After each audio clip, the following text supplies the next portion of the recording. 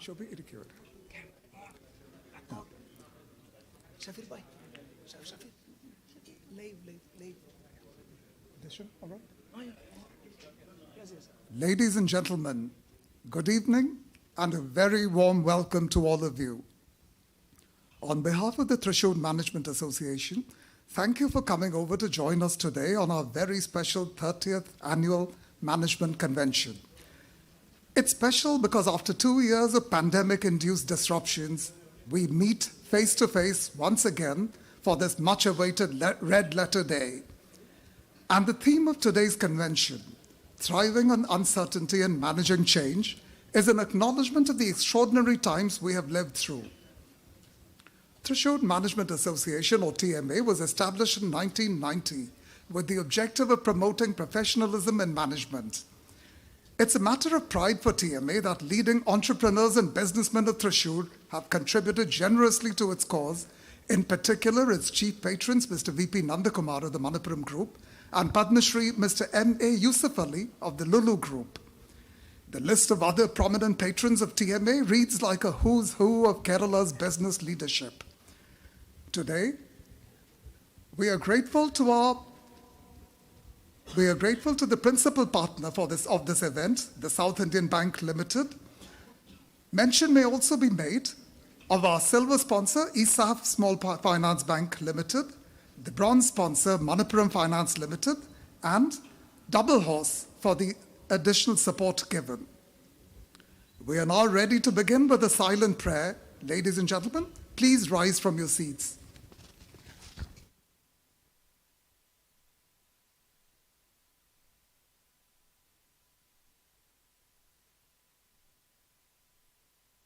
Thank you.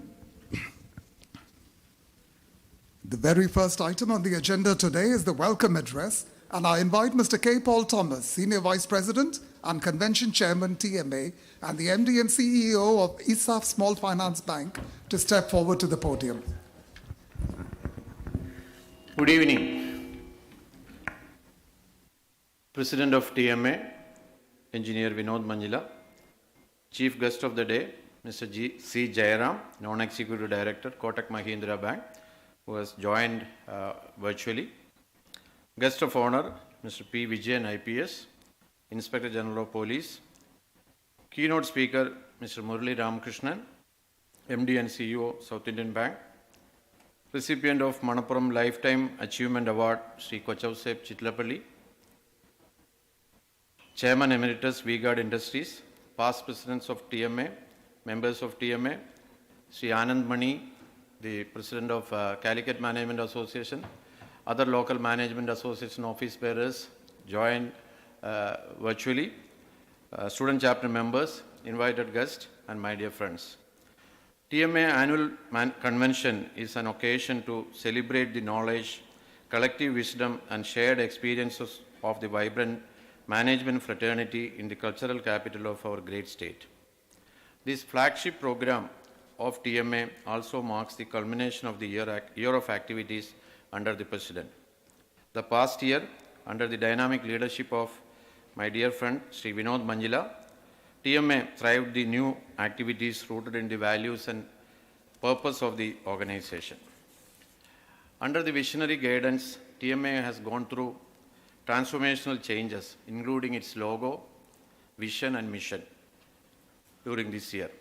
New initiatives like Let's Chat, TMA Young Leaders Forum, etc. are some of the path-breaking initiatives which take TMA to the next decade. And all this happened during his presidency. As the world of business was evolving and adjusting to the new normal, TMA expertly facilitated the shift by organizing various events, webinars, and talks by eminent personalities in every relevant field.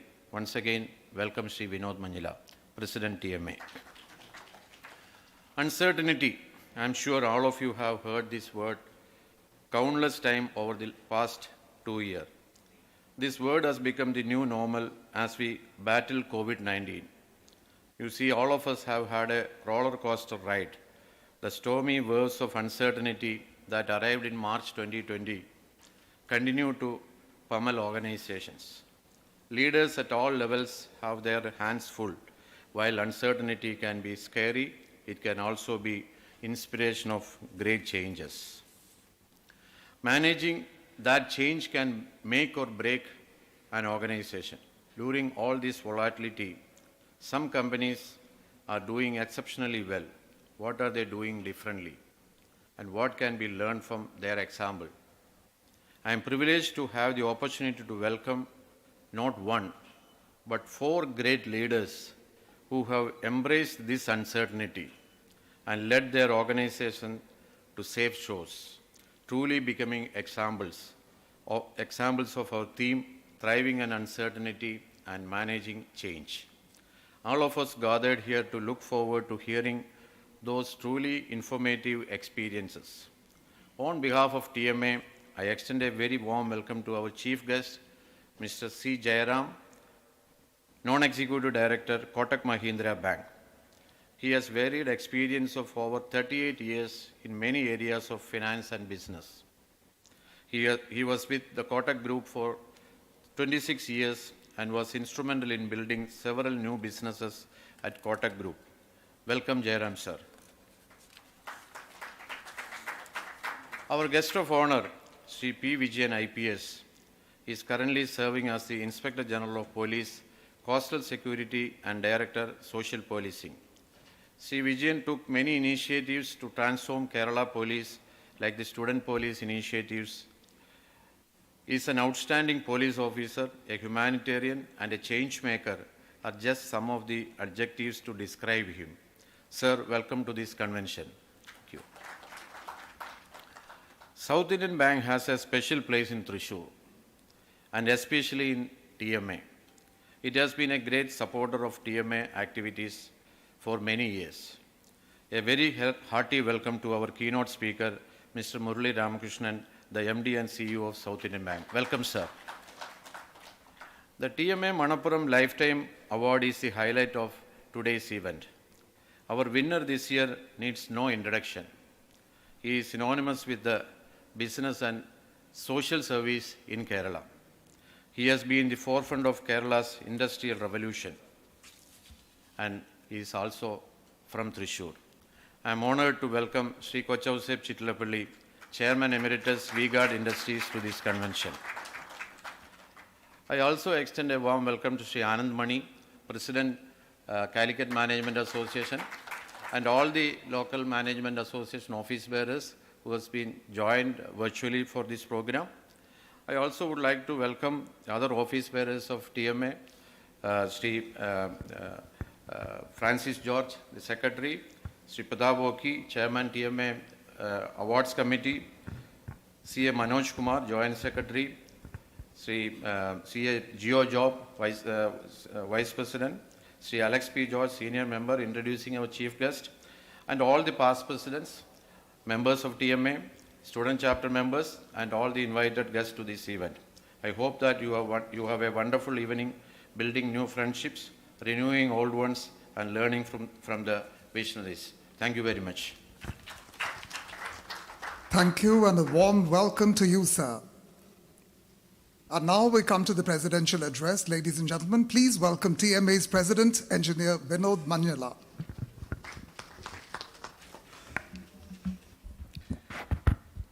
Thank you, Gio. And thank you, Mr. Paul Thomas, for those kind words of welcome. In fact, he's going to be a future leader of TMA.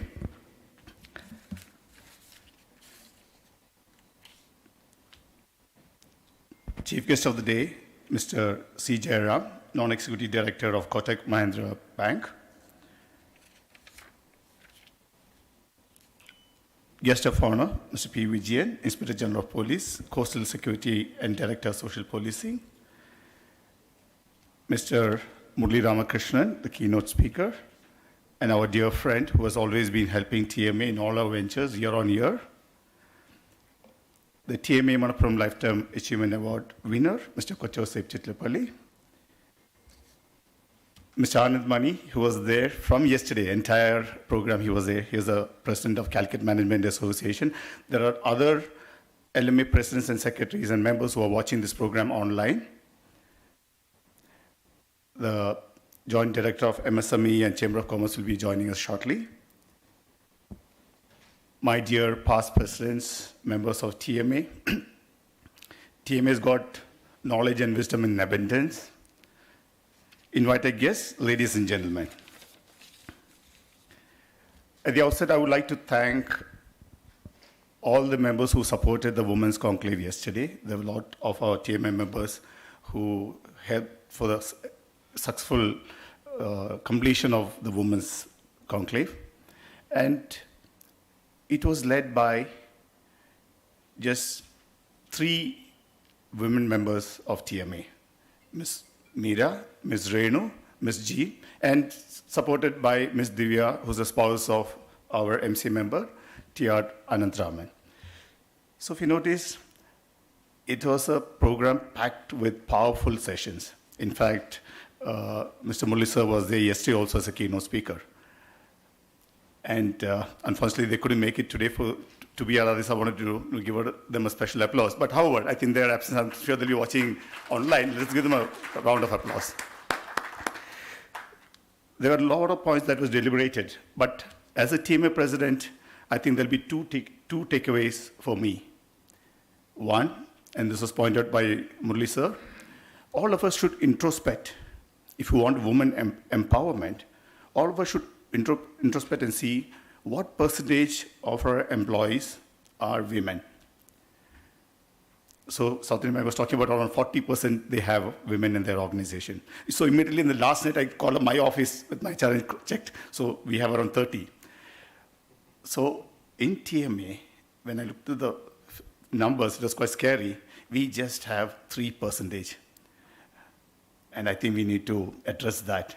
At least to 10%. I think we have around 440 members. We have 13 members. I think we should, by this year end, we should take it to 40 members at least. That's one agenda that I have. The second one, what they were asking was to have a springboard.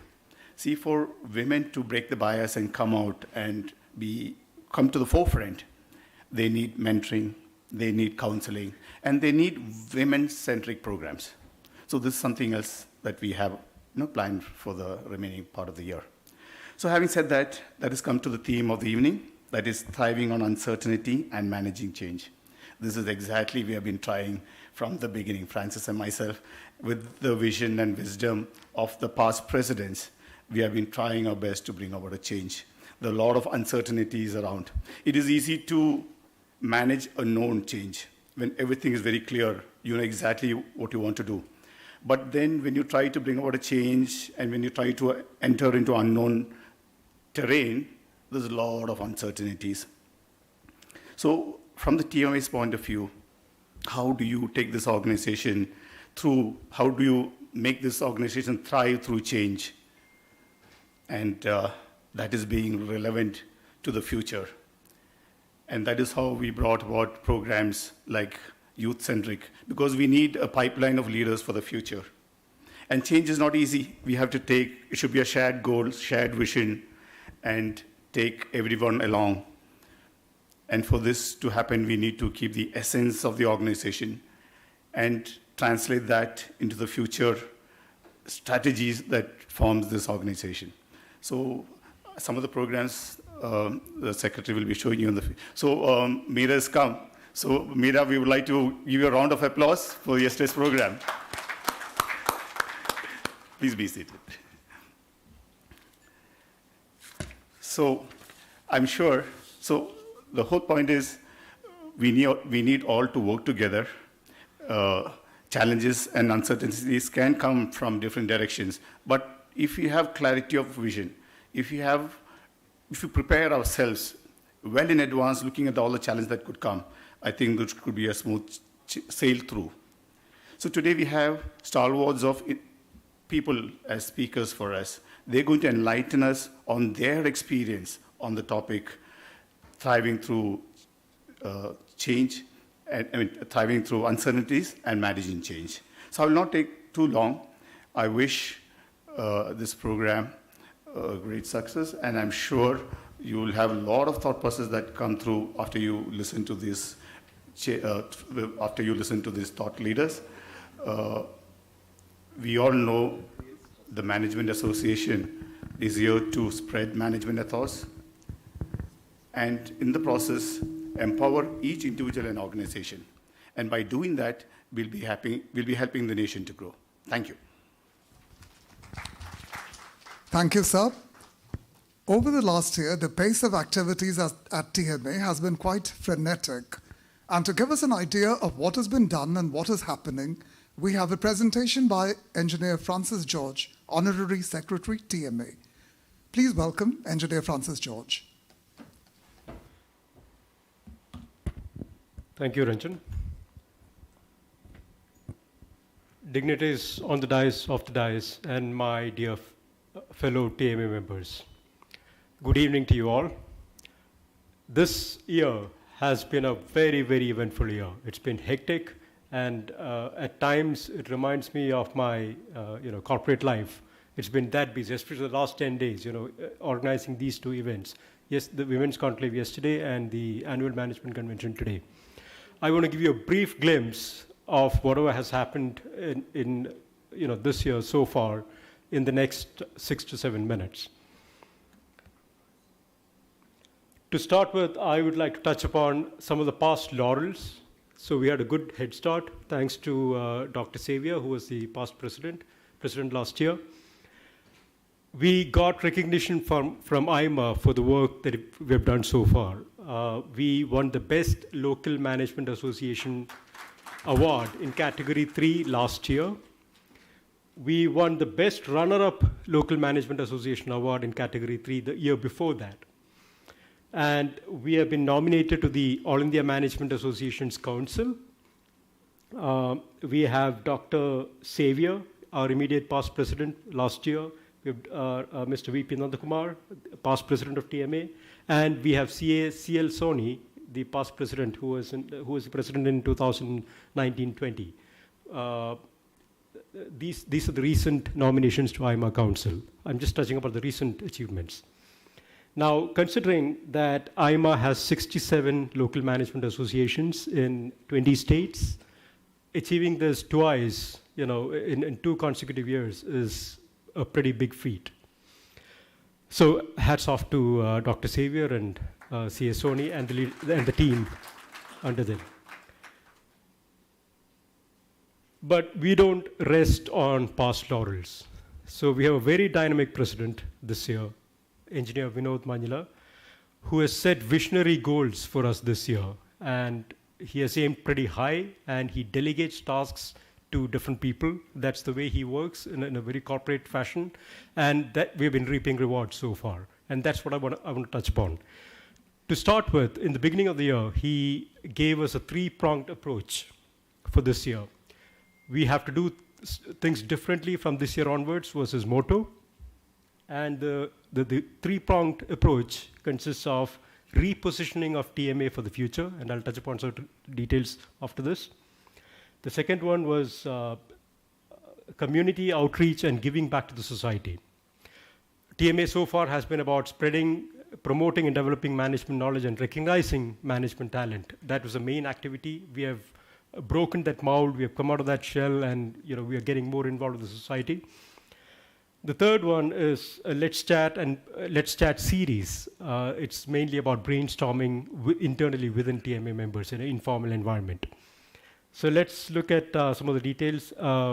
This is entirely Vinod's idea, our president, so hats off to him. These 3 steps, the 3-pronged strategy, results in a vision for Thrissur that we want to deliver. We call it Vision 2040. By the year 2040, we complete 30 years of existence.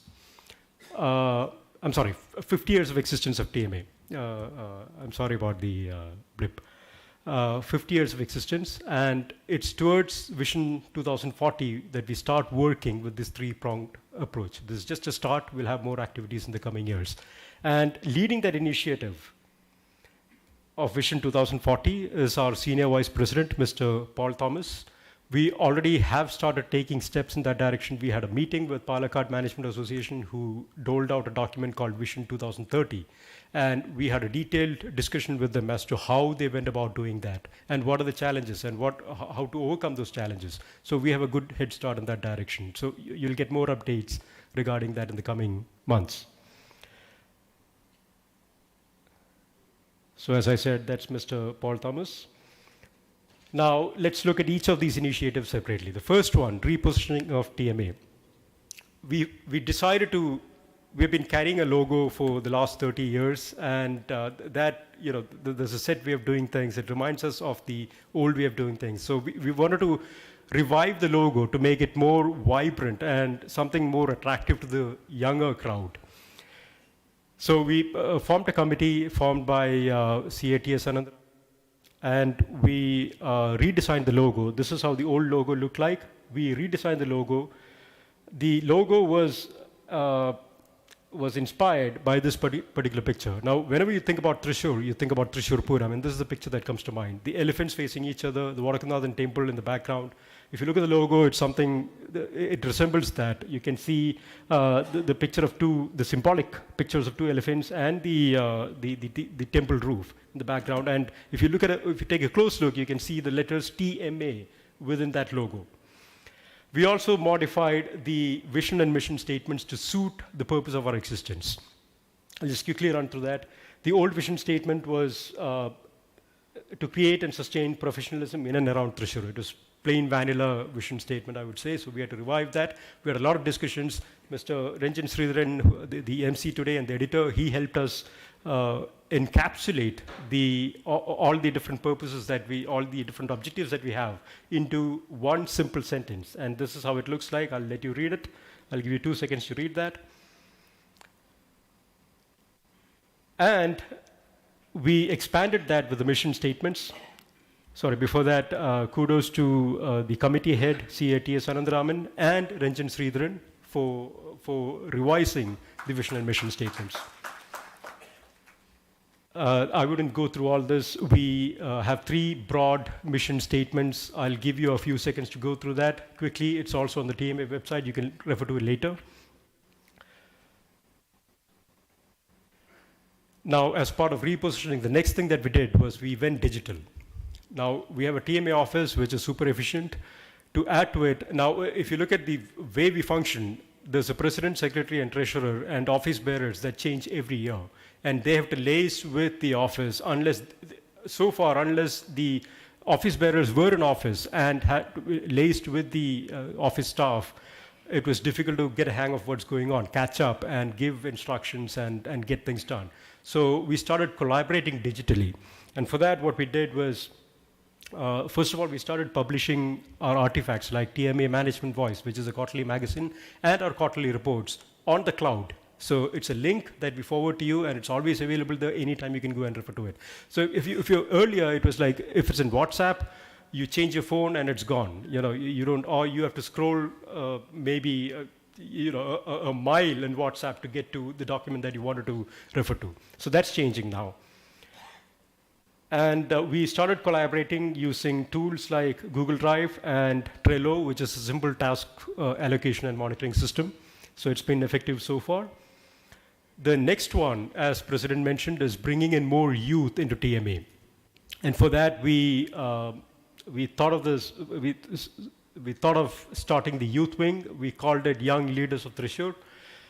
Recently, there was a contact meeting on 25th of February in Lucia Palace. Over 30 prospective persons joined the meeting. It was very vibrant, very colorful. Everyone enjoyed it.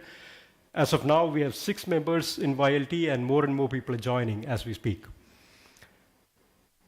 And it's not enough to say that it was a good grand function, unless you get feedback from the people. And this is some of the feedback. I'll give you 2 seconds to read that. We are running short of time. Another 2 seconds to read this. This is some of the actual feedback that we received in WhatsApp. And kudos to Sijo Ponor, who organized and who is spearheading this particular activity, Young Leaders of Thrissur.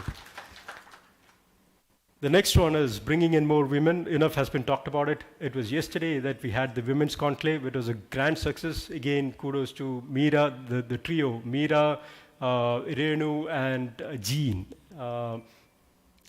We organized WIBC yesterday. It was inaugurated by the Honorable Minister R. Bindu. We had an excellent array of speakers, including the topmost lady in Indian Navy, Vice Admiral Sheila Matai, Sunita Charian, the Chief Culture Officer in Wipro, and so on and so forth. We had a wide array of speakers. It was a very interesting day. And again, we received 2 membership applications after this. So we have started attracting women. It's just been one day, and we have received 2 applications already. I haven't told Vinod so far. So, okay, and more are waiting to join. And again, feedback. I'll give you 2 seconds to read that. A lot of interesting feedback has come in about this. This is just a glimpse of some of the feedback that we received so far. Kudos to Meera, Renu, and Jean once again. The next prong in the 3-pronged strategy is giving back to the society. There are 3 different things that I want to broadly touch upon here. One is a COVID vaccination drive that we did in September this year. That was on the 16th of September. We administered 438 doses of Covishield vaccine. Thanks to engineer M.R. Gopalakrishnan and ESAF Foundation for making that happen. There were a lot of others also that were involved. The next one is waste management. I'll cover that in detail a little more. And the third one is industrial mentoring. Now, coming to waste management, TMA, what we did is we liaised with a body called Green Worms, which is based in Calicut. And they are specialists in handling inorganic waste. They say 0 residue after handling waste. We tied them up with 3 different panchayats on a pilot basis. What we did is we cleared the piled up waste in all these 3 panchayats. Green Worms helped us do that. And the next step is to tie up for ongoing waste management in these 3 panchayats. So that's underway now. And again, kudos to engineer Gopalakrishnan for that. The next one, in terms of giving back to society, is industrial mentoring. We identified 3 different units in the food processing sector. With the help of District Industry Center, we had initial discussions with them, and we picked up one of them who needed help, and the effort was led by Dr. Assisi and also CMA Madhu.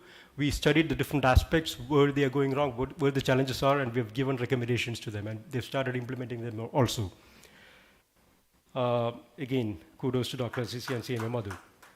Let's Chat series. It's an initiative led by Madhu. It is, in short, it is meant for informal get-togethers in an outdoor environment, in an informal environment. So what we do there is we brainstorm ideas for TMA activities.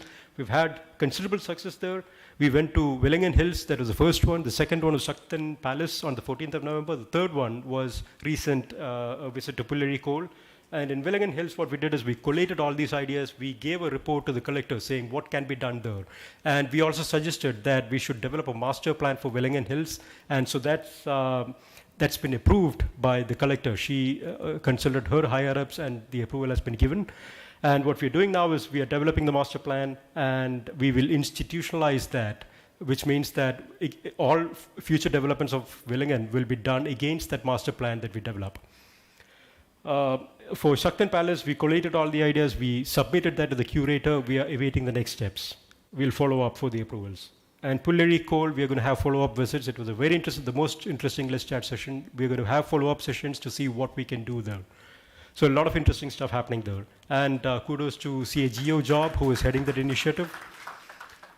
We have student chapters led by CMA Madhu. He is a student chapter coordinator. We have 20 student chapters. This is unprecedented in the history of TMA. This is a fantastic growth in terms of numbers. We have 20 student chapters. We have over 1350 students. And Madhu is also assisted by Joy Joseph, our CEO. These were the 2 people who were mainly involved in taking it to that level. And we have other things like our membership growth is, we have 13 new members and still counting. We have webinars and guest lectures. We've had 10 very interesting guest lectures and webinars so far. And we've had joint sessions with the Architects and Engineers Association, the Institute of Chartered Accountants of India, and so on and so forth. I'll make it quick. We have had management development programs. And we have had student chapter addresses in almost all these student chapters. So it's been a very hectic year. The time is too short to present everything in detail. I hope you got a good glimpse of it. I want to conclude this by saying that the dynamism of our new president, Engineer Vinod Manjula, I've tried to sum it up. Again, I haven't shown this to him. This is the first time he's seeing it. Dream big, dare big. That's the punchline that I have developed for him. I hope he approves of it. So thank you. Let's continue the great teamwork and make this a success. Thank you. Thank you, Francis. I'll sum it up for you. TMA is going places. Yeah. Ladies and gentlemen, our distinguished chief guest, Mr. C. Jayaram, Non-Executive Director, Kotak Mahindra Bank, has joined us virtually from Mumbai. But before we go over to him to introduce our accomplished guest, please welcome Engineer Alex P. George, Independent Director, ISAF Small Finance Bank.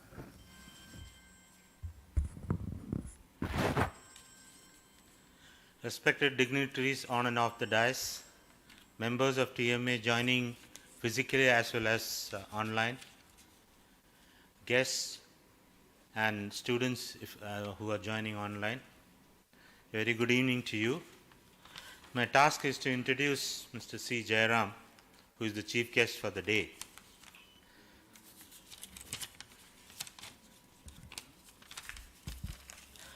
Mr. C. Jayaram has done his graduated in economics from Loyola College, Chennai, and did his PGDM from IIM Calcutta. And he's a non-executive director of Kotak Mahindra Bank.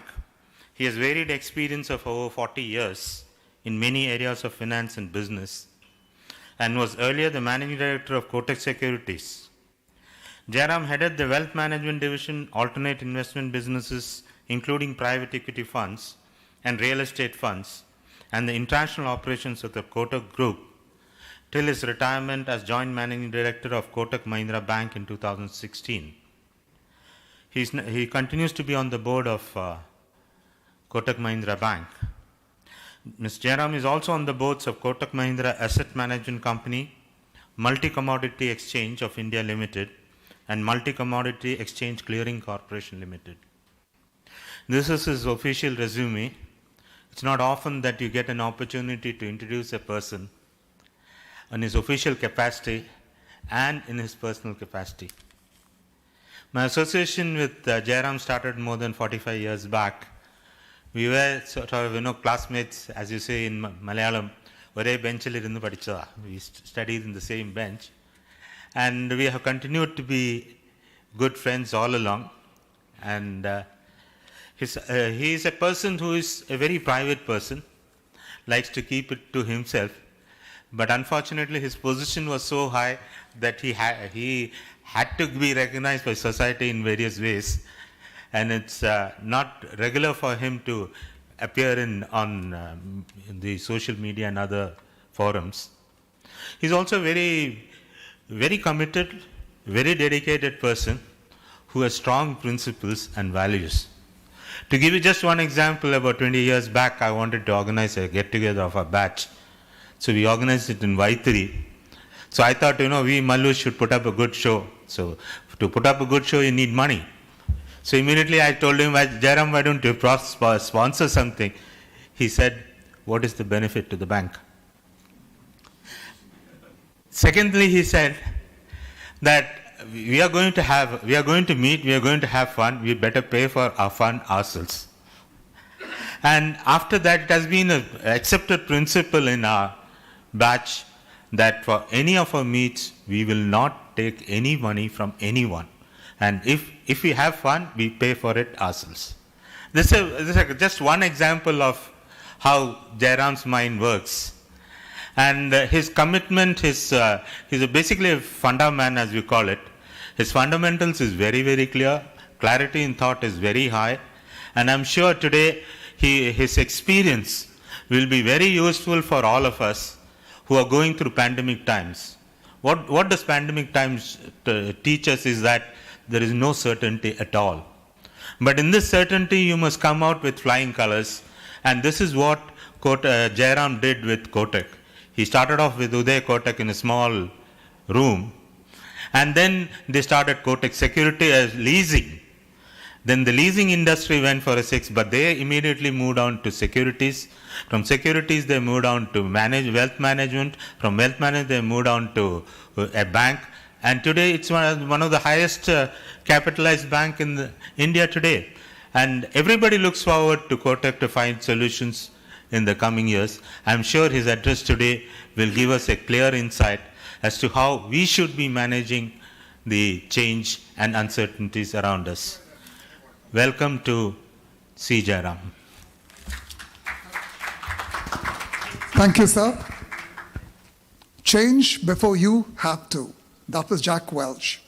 But with his own interpretation of our convention theme, Thriving on Uncertainty and Managing Change, ladies and gentlemen, please welcome Mr. C. Jayaram, Non-Executive Director, Kotak Mahindra Bank, with a round of hearty applause. The screen and the floor is all yours. Over to you, sir. Thank you. Good evening, ladies and gentlemen. Thank you for the kind words, Alex.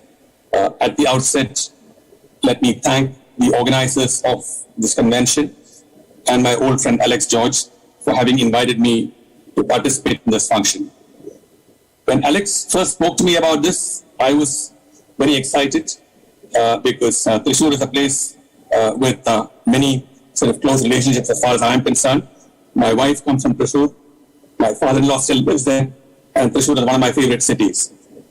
Unfortunately, because of certain health reasons, I was unable to sort of physically be present, and hence I had to necessarily address you through the Zoom link, and I hope that I can do justice to a fairly sort of important topic at this point of time.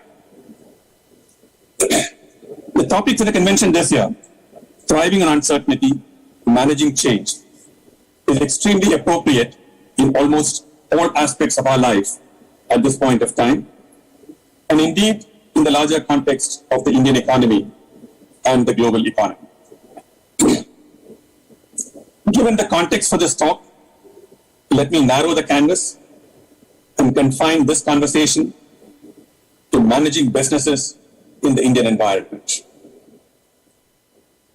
While there's always some level of uncertainty at any point of time, and hence the need to manage change is constant, there are certain periods in our economic cycle when these uncertainties get heightened. Hence, the changes at that point of time also need to be more radical and dramatic. I would argue that we are going through such a period right now for a variety of reasons, which I shall get into detail later. I would also suggest that the last time the Indian economy and businesses had such all-round challenges was in the early 90s. Many of you would remember the extent of the challenges that our economy faced in the early 90s when the then Chandrasekhar government had to mortgage part of our gold reserves to keep things going. This was an unfortunate time in our economic history, and fortunately, we have never had to repeat such an occurrence. But the good part was that with our backs to the wall then, the then Prime Minister, Mr. Narasimha Rao, undertook sweeping reforms from 1992 onwards, the likes of which had never happened before. And in that sense, creating massive uncertainty in the system. All businesses and companies operating in India were forced to rethink business strategies and options. And the story of the next few years reflects the success of those who embrace change, and indeed the withering away of those who chose to resist change. I would like to spend a little time on a couple of areas where such dramatic changes happened then. The first is to go back to protectionism as a concept. Many of you who ran business at that point of time will be fully aware of what protectionism meant in those days. And one of the big plus points of the 1992 reforms was that protectionism was sought to be removed for Indian companies in stages, and they were asked to compete with global players. Indian industry, best represented by what was then known as the Bombay Club.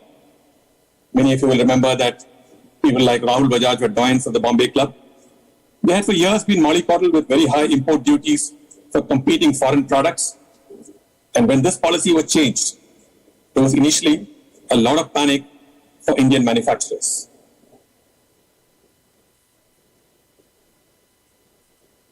However, many of them came to terms very quickly with this new model and focused on issues like decreasing costs brutally and increasing productivity, so much so that they were able to compete effectively with some of the largest MNCs in the world.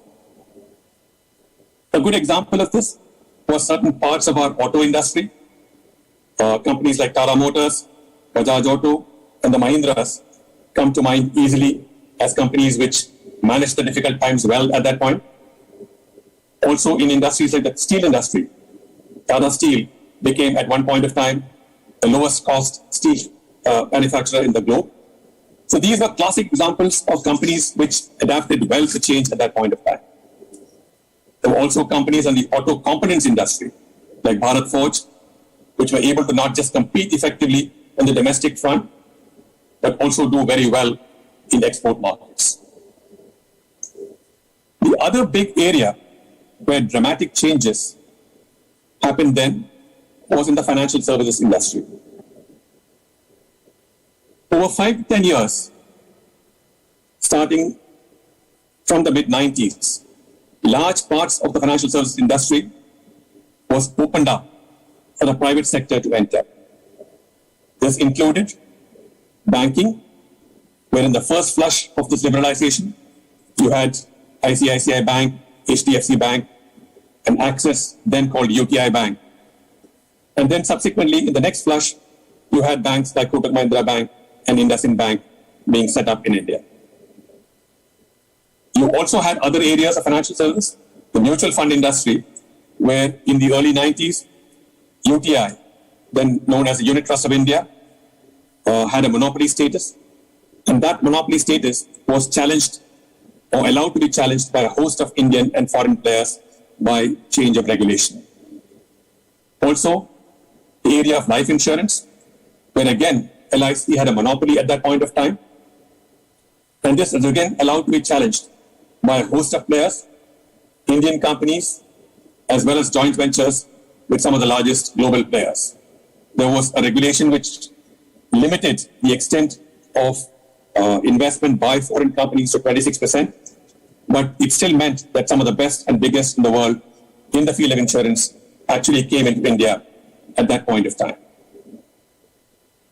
The capital markets in India also underwent dramatic changes at that time, with the National Stock Exchange, NSE, coming into being as India's first electronic exchange, replacing what was then called the outcry system. There are many younger people who don't even now remember what the outcry system was. So just to refresh that, that was actually a physical floor on which traders used to actually go and do transactions. You also had physical shares being replaced by dematerialization of shares. So all these dramatic changes in capital markets and the consequent entry of foreign players widened and deepened the market massively and caused a major shakeout in the Indian stockbroking industry. Hence, there were major radical changes in the environment at that point of time. And from the pain and upheavals, a host of Indian companies managed the change well and emerged as winners.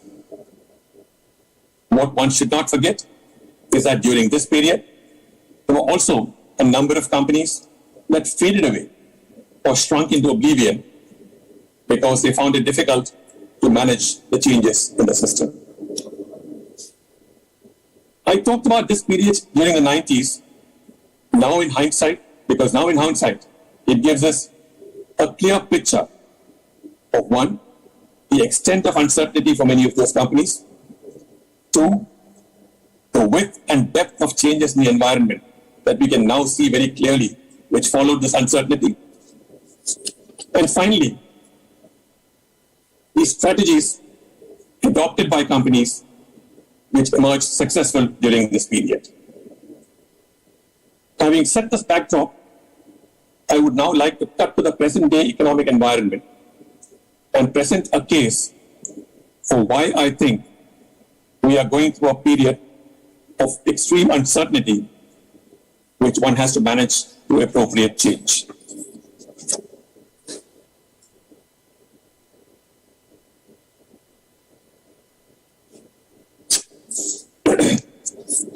This theme of thriving in uncertainty and managing change could not have been timed better than now, given the way the global economy is reeling on the back of the Russia-Ukraine conflict. I think it would be fair to say that till a few months back, this conflict, which was always on low boil, would not have been on the radar of too many analysts or business leaders. In fact, just anecdotally, at one of our board meetings a couple of months back, there was a long and intense discussion on many challenges facing the Indian economy post the COVID situation. And while many types of issues, macro and micro, were highlighted, there was hardly any talk on what has now become the biggest crisis that has engulfed the world in recent times. So I would like to think that what was true in our boardroom was also probably true with most companies and most businesses across the country. Let's just try and understand the extent of uncertainties in the economic system which this current crisis has unleashed. From an Indian perspective, from our point of view, the most important issue which this conflict has unleashed is the price of oil. For a fair period of time, for the last year, couple of years, oil prices had been in the range of $65 to $75 a barrel. And almost all calculation of macros done either by the government or by private industry, macros like GDP, fiscal deficit, current account, etc., had been premised on this number of $65 to $75. The current belief is that this conflict and the likely lower exports of Russian crude will keep crude oil prices elevated for a protracted period. There are various estimates of what one should take as the average price of oil for the next 1 year or so.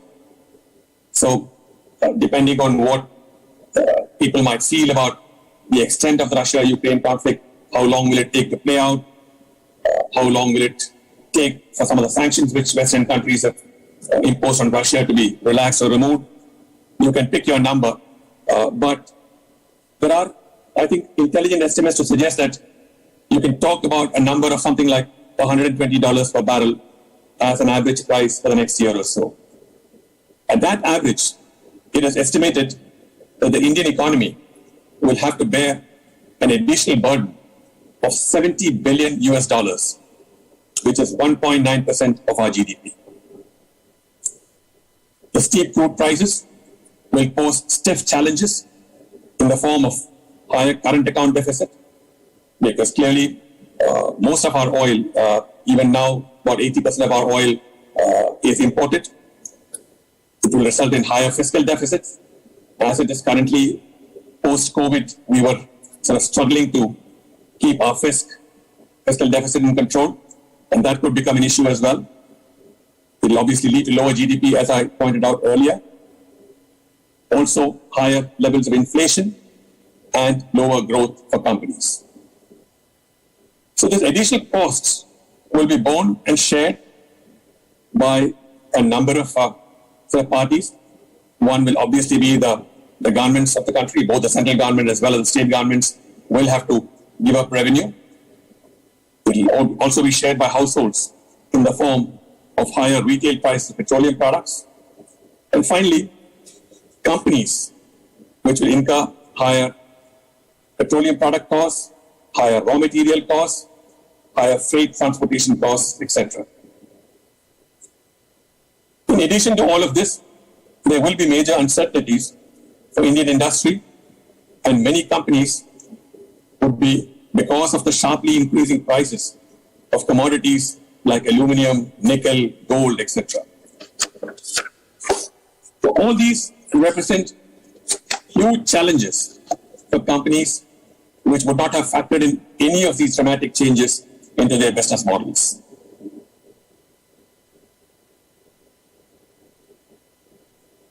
Having said that, there could also be opportunities in certain pockets for companies from this crisis. Certain areas like exports of agricultural commodities, exports of wheat, sunflower oil, other agricultural commodities where Russia and Ukraine historically have had a big presence. Those could represent opportunities for some Indian companies. But the key factor really is that companies will have to make quick decisions and calls on how much of this unexpected cost increases can be passed on to the consumer, and they will have to base this on both sensitivities of demand as well as what the competition is, both on the domestic front as well as the global front. These dramatic uncertainties have happened practically overnight, and the companies which can embrace change and manage the situation better will turn out to be the winners of tomorrow.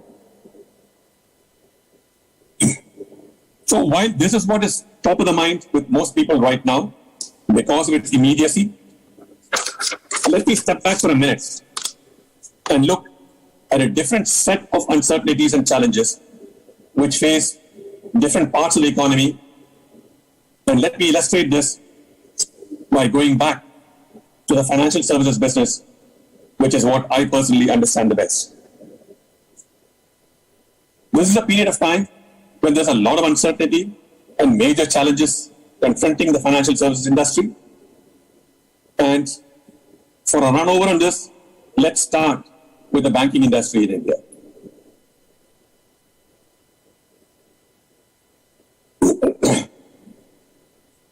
Till recently, and for many years, the conventional analysis was that banks should keep expanding their branch networks as quickly as possible for growth and in order to be seen as a relevant player.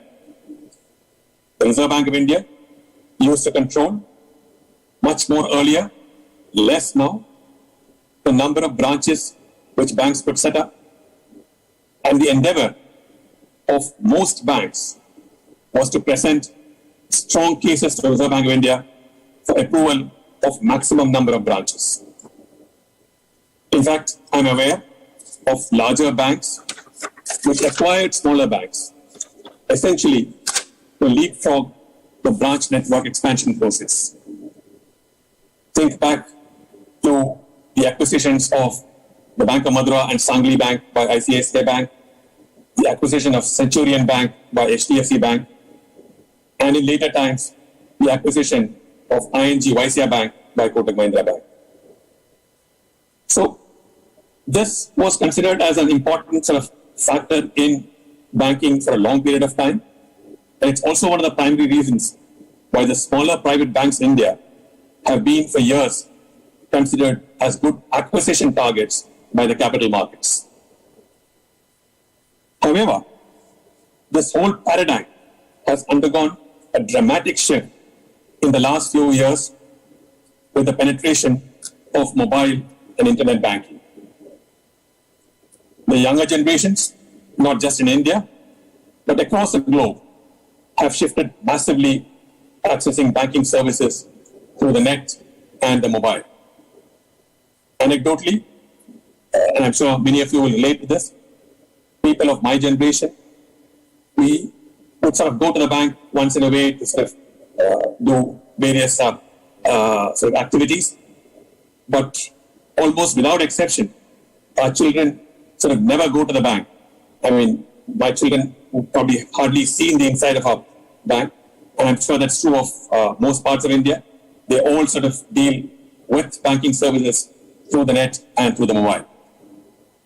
All studies being done at this point of time point to digital banking making rapid strides in the next few years, which then begs the question as to how large banks should reorganize themselves. Should they now be actually looking to shed branches rather than increase branches? The jury is still out on this, but suffice to say that the management of this change is extremely critical for the banking sector right now.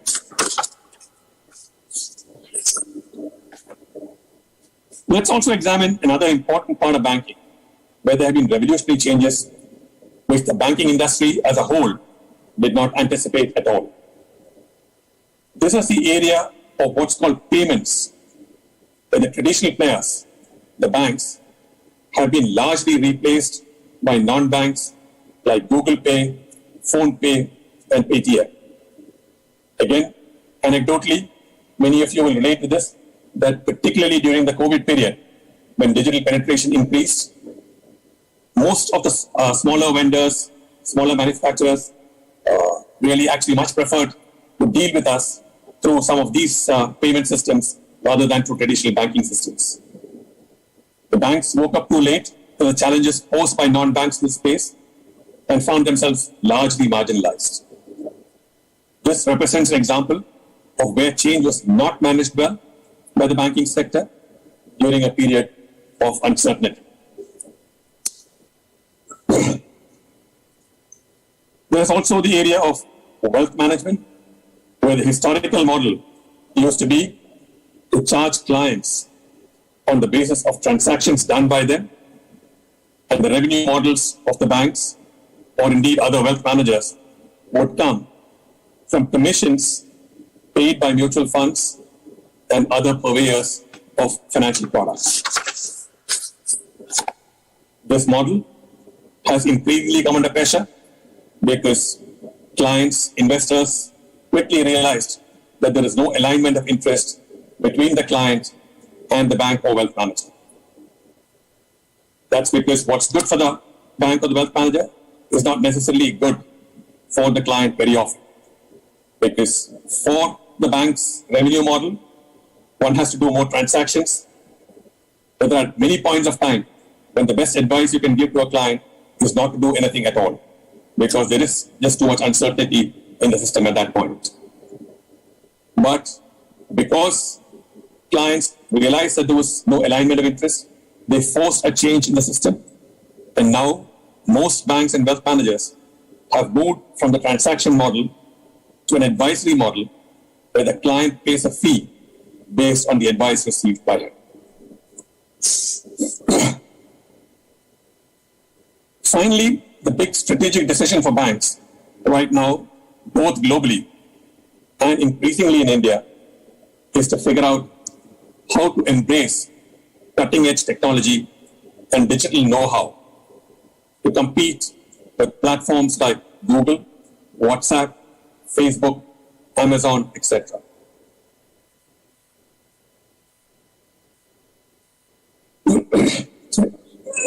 Excuse me. There is a school of thought which believes that increasingly customers will be owned by these platforms, and for banks to compete successfully with them, they will have to go up the curve significantly in technology and digital know-how. This, from a bank's perspective, has many dimensions to it. The obvious dimensions are fairly clear, that there are serious financial angles with having to invest so much in technology.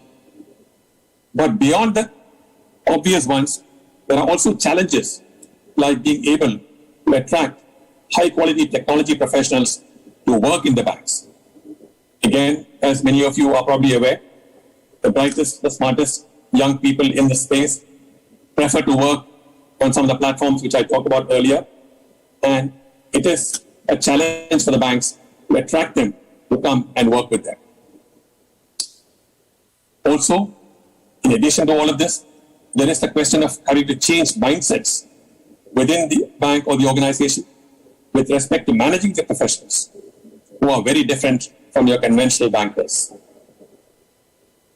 Given the deep pockets and high quality of the competition from these global platforms, this, in fact, could be an existential crisis for the banking sector, which will have to change dramatically to meet these challenges.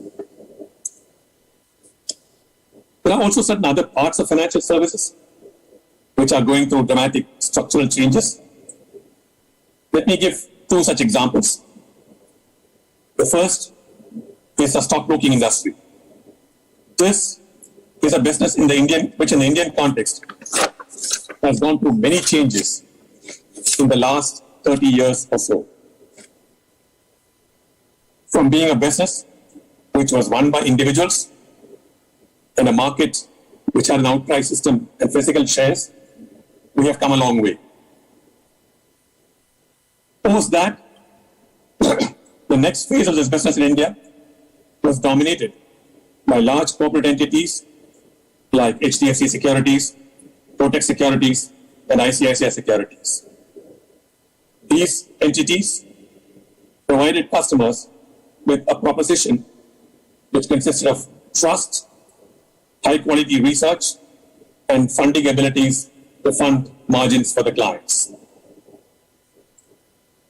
But in the last couple of years, the focus in this industry has shifted again quite dramatically, and it has shifted primarily to the futures and options segment from the cash segment. And here, the parameters which are important are completely different. It's essentially the quality of execution and the speed and customer friendliness of the platforms on which you transact that are critical, and these have become the prime differentiators in this market. This has resulted in leadership in this industry, going to new first-generation entrepreneurs like Zerodha, Upstocks, etc. And the larger corporate players are now playing catch-up with them in terms of refurbishing their platforms.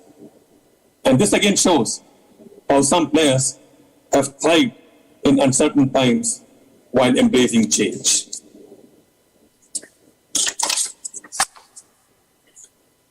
Another part of the financial services industry, which is currently going through dramatic changes, is the asset management or the mutual fund industry. Here, the big change that has happened to a large extent in the developed markets and is now starting to happen in India is the movement from actively managed funds to what are called passively managed funds, what many of us better know as exchange-traded funds, ETFs. The primary driver for this change globally is that the costs are far lower to investors in passively managed funds as against the actively managed funds. And anecdotally, the evidence, certainly in the more developed markets, seems to point to the fact that more and more actively managed funds have struggled to beat benchmarks and indices over long periods of time. So this is what is playing out there. And while it may still be true that certain specific actively managed funds outperform indices and benchmarks over certain periods of time, the bulk of the active managers find it difficult to beat benchmarks. And hence ETFs or exchange-traded funds, which perform broadly in line with the markets, with much, much lower costs to the investor, tend to gain favor with investors. In the largest market in the world, the United States of America, the Vanguard group of funds, which are passively managed, are by far the largest asset management player there, and also growing at the fastest pace.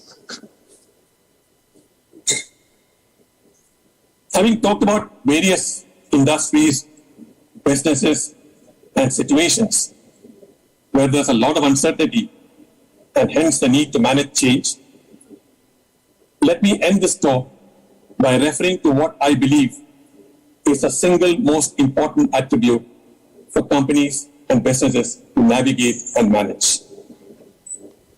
This has to do with how companies are able to reorganize and restructure their organizations to meet new challenges. It starts first with the mindset of top management, people at the very top, who should be willing and able to break out of rigid conventional patterns. This should be accompanied by quick decision-making at all levels in the organization, which obviously means far greater empowerment to people at all levels, and the ability to break new ground. An example of something like this would be the ability to recruit outstanding young people for certain functions like technology, digital outreach, and artificial intelligence, recognizing that the younger generation understands the space much better than the older, dyed-in-the-wool professionals. This may also mean having to give them positions and offer compensation far in excess of what you would have normally done in the company. It may even mean that companies have to be flexible with such professionals in terms of offering them work from home facilities or flexi working hours. Essentially, flexibility, quick decision making, and dynamism will be the bedrock on which businesses or organizations will be able to thrive on uncertainty and embrace change. So this is really what I thought I would speak to you. And let me end by wishing the Thrissur Management Association all the very best as they move forward with their various endeavors. Thank you.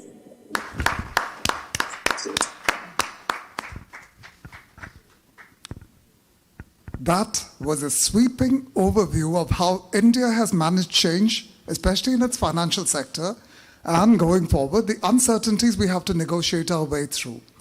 Thank you very much, sir. Ladies and gentlemen, we had thought we would have an audience interaction, but we are pressed for time, so we'll go straight to the next item on the agenda, which is the presentation of the memento to the distinguished chief guest. May I call upon the President, Engineer Vinod Manjula, to present the memento virtually. Thank you, Mr. Jayaram. That is an awesome speech. The change required from the mindset from the top and the dynamism and the youth that should be empowered to take the organization forward. As a token of love, we would like to hand over a small memento. This is handicrafts made of coconut products from a self-help group from Thrissur. This will be couriered to you. Thank you. Good day. Thank you, President. Thank you, Chief Guest. And now we come to the next item in our agenda. Ladies and gentlemen, our keynote speaker is Mr. Murali Ramakrishnan, MD and CEO of the South Indian Bank. But before I hand over the mic to him, to introduce him, we have the CA Geo Job, Vice President of TMA.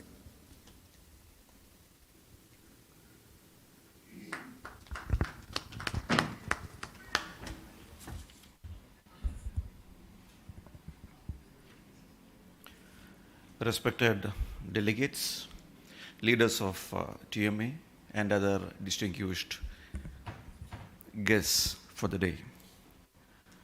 I'm assigned the task of introducing our keynote speaker,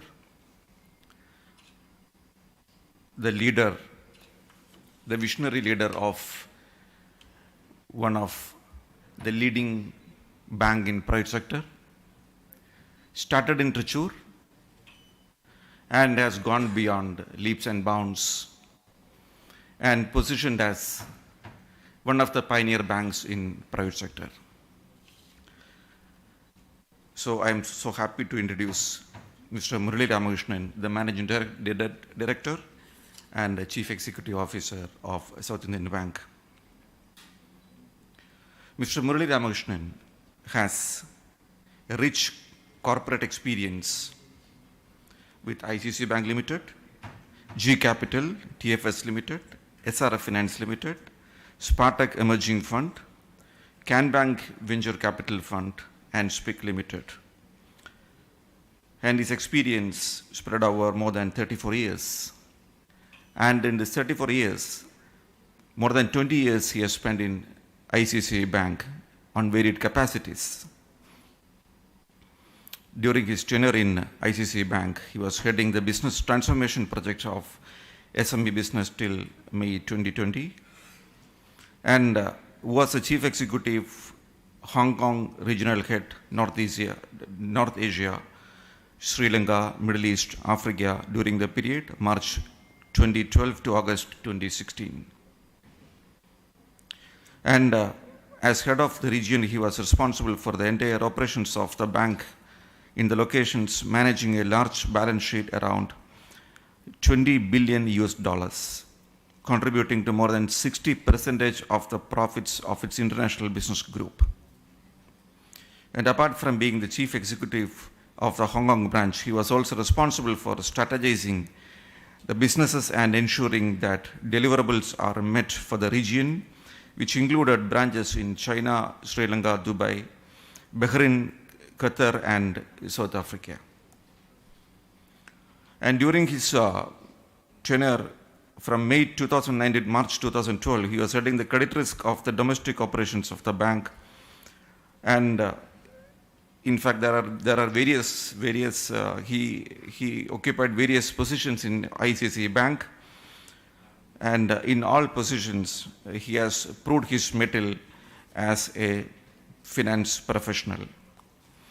And he has joined in South Indian Bank, I would say our own bank, associated with Thrissur Management Association. We've ever been a supporter of Thrissur Management Association. He joined the bank as an advisor in July 1, 2020, and was appointed as Managing Director and Chief Executive Officer of the bank on October 1st, 2020. He is a visionary having substantial experience in various facets of the banking industry, retail, SME, corporate, project finance, international business, risk policy, etc. And Mr. Murali Ramakrishnan, taken part as a moderator. We witnessed that he is a prolific speaker, and he's a panel member in various international forums and domestic seminars, and he has conducted special sessions on credit risk in reputed management institutions. And our very good friend and associate of Thrissur Management Association, may I introduce the Managing Director and CEO of South Indian Bank Limited, Mr. Murali Ramakrishnan. Thank you very much. Thank you. Thank you, Vice President Gio. Ladies and gentlemen, please welcome the MD and CEO of South Indian Bank, Mr. Murali Ramakrishnan. Thank you.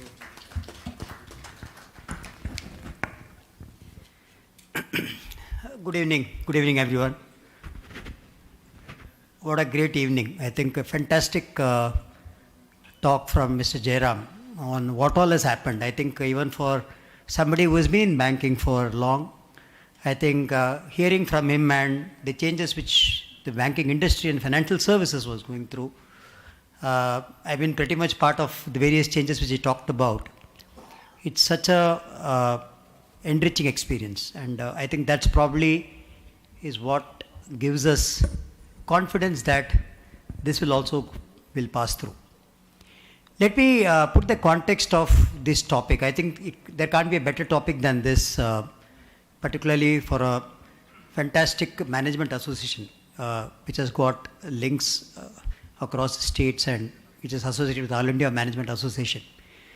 I think what we're experiencing now is like once a 100-year kind of situation. I think this kind of situation probably maybe 10, 20 years down the line, probably we'll be recalling this period as one of the most challenging times of our generation, and probably our younger generation would have probably been relating to this much more, because this is the time when lots of interesting changes are also happening in the society.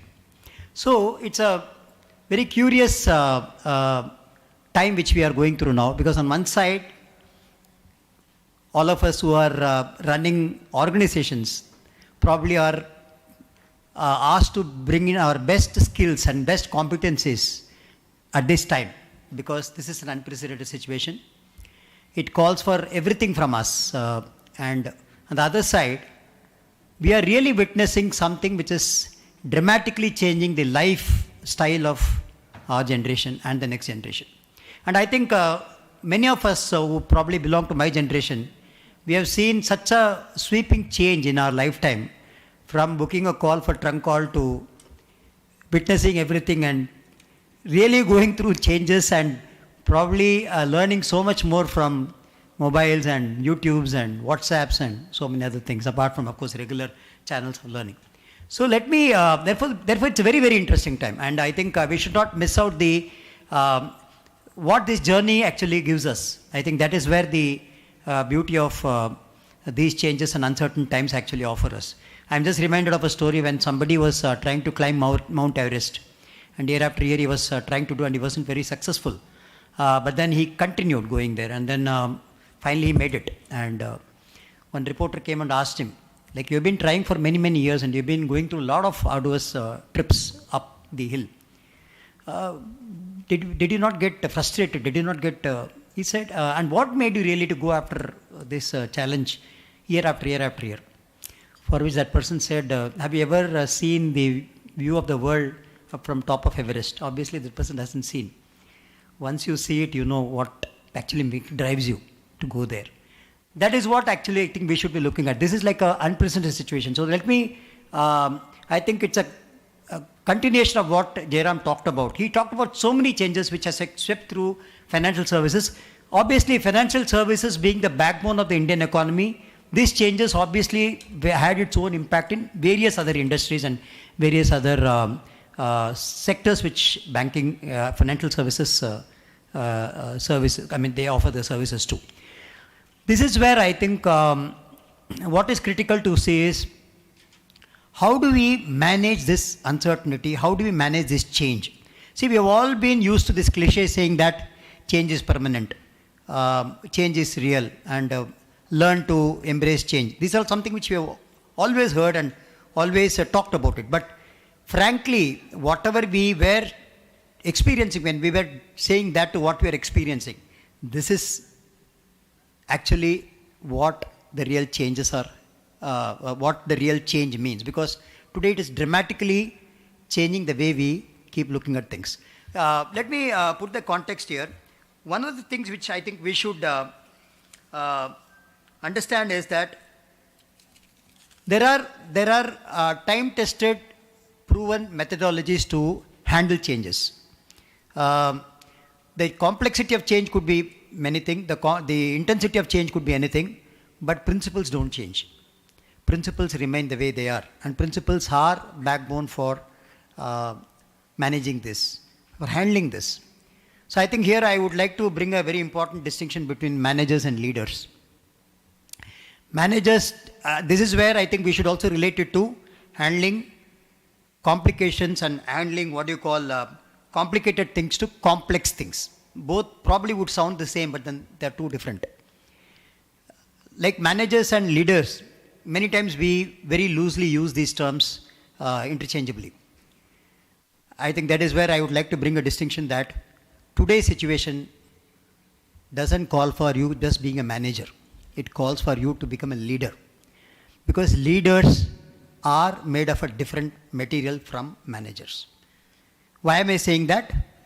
It is where I think you need to differentiate between complexities, complicated things and complex things.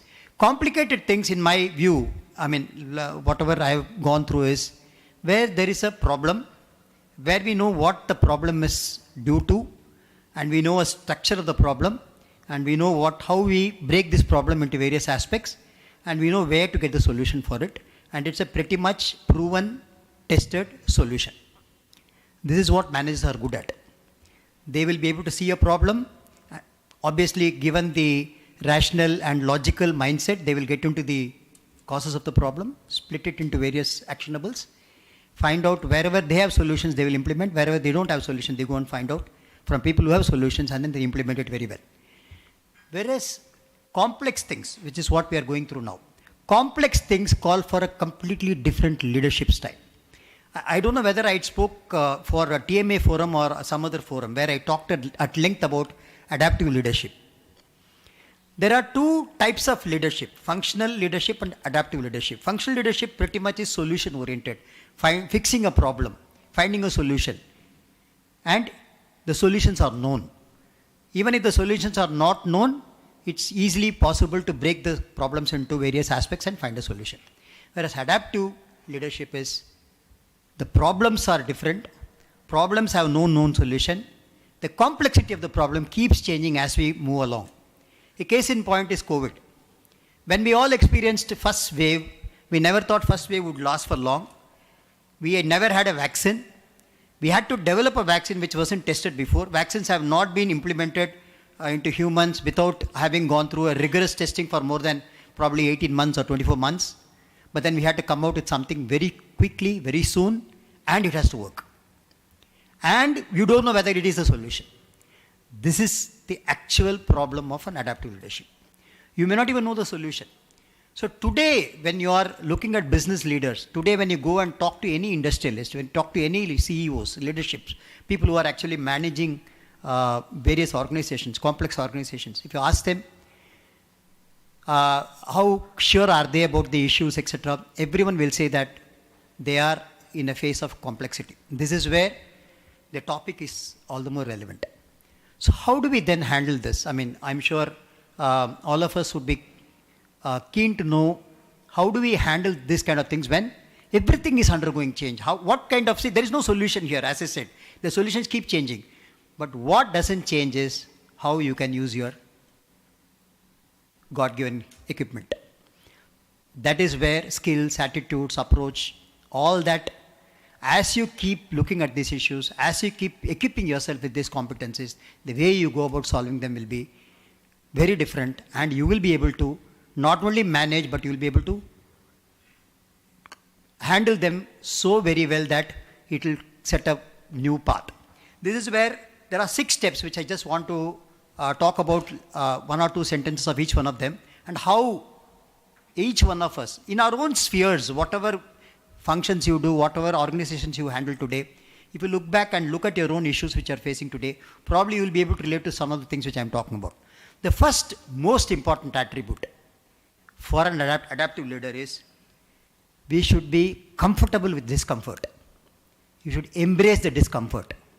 It is not comfortable at all. I mean, I can give you my own example. When I moved into handling this new role as CEO of this bank, I have never worked in a smaller bank, relatively smaller bank like South Indian Bank. I have never worked in Kerala.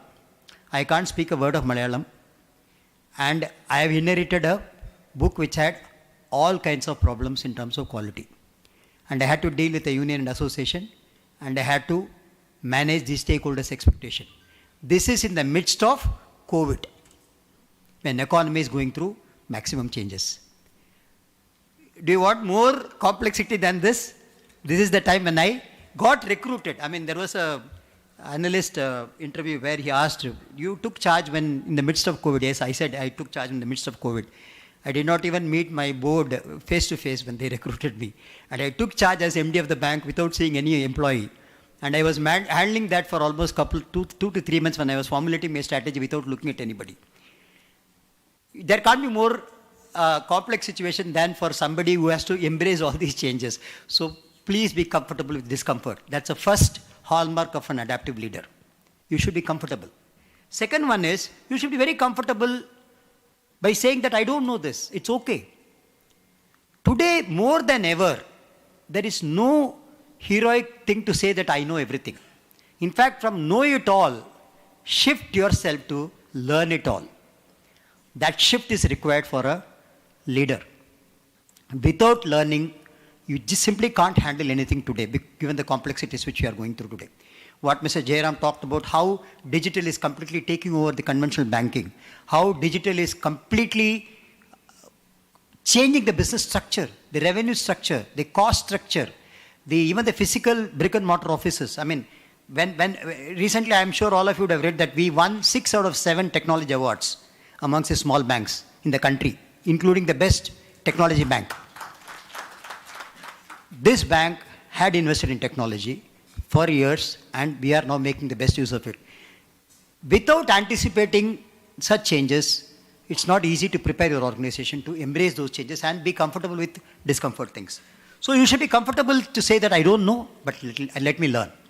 Second thing, which I talked about earlier, which is the difference between complicated things and complex things, and I touched upon how it's very different today.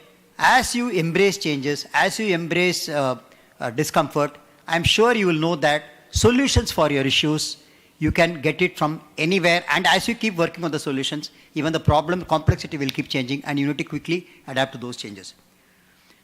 Third important point an adaptive leader should keep it in mind is, let go of perfectionism. Don't try to say that I will handle it perfectly. It's okay to handle with little bit of imperfection. If you keep working on perfection, you will, I think, miss the bus today.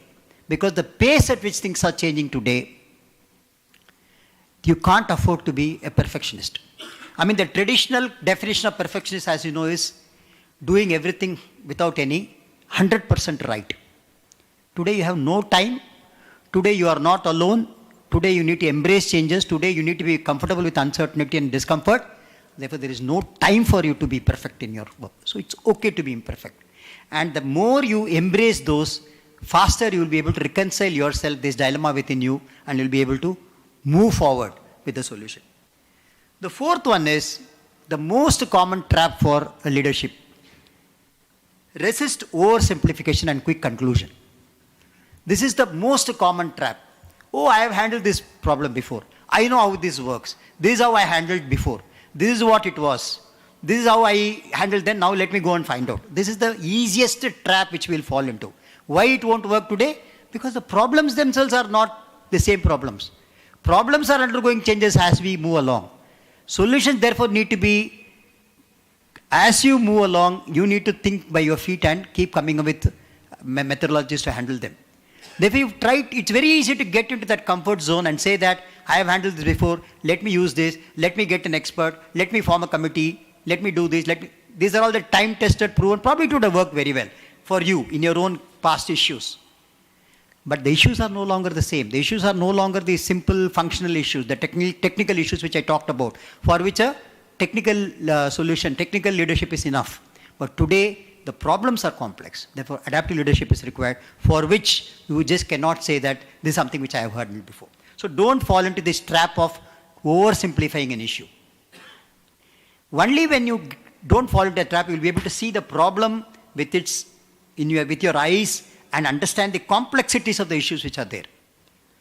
Just to give you a sense of that, today it's no longer what you envision and go and communicate saying that this has to be done, that has to be done, and the people will just fall into line.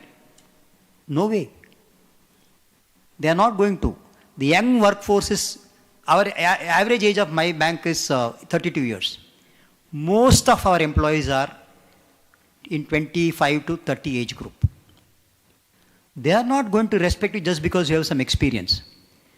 You do things which is going to give them respect. You do things which is going to make them feel that you are going to make a difference in their life. What are you doing to me is what they are asking. Just because you have handled this, don't expect me to obey you. You tell me how you are going to enable me to perform. And they have no hesitation in voicing their dissent. There was a beautiful study done by INSEAD. It's a management institute in France and in Singapore. They have done a study on what are these Z generation, the millennials and the next ones who are born in 2000s. There, I think, very interesting study on how you manage them and what all skill sets you as a conventional leaders should possess in order to get the best out of these people. So this is the point which I just want to touch upon. The conventional things won't work. Therefore, don't oversimplify. And don't come to quick conclusion. Oh, I have done this, A, B, C I have done, therefore Y, X, Y, Z will happen. It won't happen.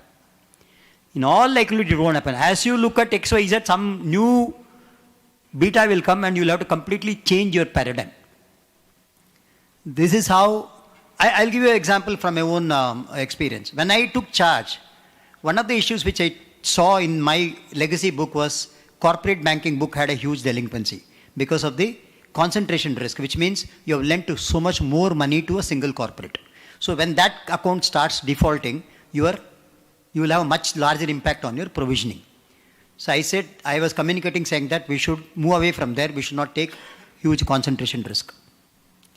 But as the COVID moved along, we saw that SMEs were the maximum hit, retail consumers were hit badly, many of them lost jobs. Almost 80% of SMEs don't make profits today. They are the worst hit. When you are saying that you don't want to do corporate, when SMEs and retail are hit badly, where do you go and lend money? So if I had stuck to my original thing, saying that I will not look at funding corporates, let me look at this, neither will I be doing that, nor will I be doing that. So you should be willing to look at issues and take decisions and move on. And convince yourself that you're thought through and you're taking, I mean, there are a few things which I'll just touch upon. So this is important to know that don't come to easy, quick conclusions. Next one, very important, don't go alone. Don't go it alone. Today, leadership means taking people along. You need, like what I said yesterday in the Women's Forum, if you want to be successful women leader, you need to have support system. You need to have people helping you. So is true for the leadership. So is true for the CEOs. As somebody said, it's very lonely to be at the top. Yes, if you think you are lonely at the top, you will continue to feel lonely. But embrace people. All of them are there. Today you don't claim by saying that I know everything. When I deal with my legal head, I will not know 5% of what he knows in legal. When I talk to my technology guy, I will not know 5% of his technology skills. But I should know how to get the best out of him. And I know that I have him. I have him with me. And he is my resource. If I embrace him, if I embrace my 9,000 workforce, then I won't feel alone. Leaders should not do it alone. They need to take people along. Even simple things like TMA, when various initiatives talked about, I don't think it's a president or the secretary who can do it alone. He needs all of us. He needs so many things, not only people here, the ecosystem helping them. And a person who is willing to embrace those changes and carry people along will be the most successful person. Last one, very important one, zoom out. This means you should have the ability to move from the dance floor to the balcony and move away from balcony to the dance floor as often as you should. This is a symbolic way of saying leaders should have the ability to zoom in where it's required to zoom in, and they should be able to move away and look at from the top view, from the balcony, as to what is happening. Because today, with the way things are changing in the environment, in the economy, and with changes which are undergoing lots of dimensional change, you can't be in the dance floor and think that everything is fine, because you don't know what is coming and hitting you. It will be completely from a different player who is not even in your industry. This is exactly what he talked about. Payment industry, banks went out. Why? They got a competition from Paytms of the world, they never ever thought that the competition is going to come from there. Look at UPI today. 90% of the transactions today happen through, we can use any amount of app, but everything finally goes to UPI, and that's what happens today. So you don't know where from you're going to get competition. So zoom in and zoom out is one of the important abilities of an adaptive leader. Just to sum up, embrace the discomfort and of not knowing.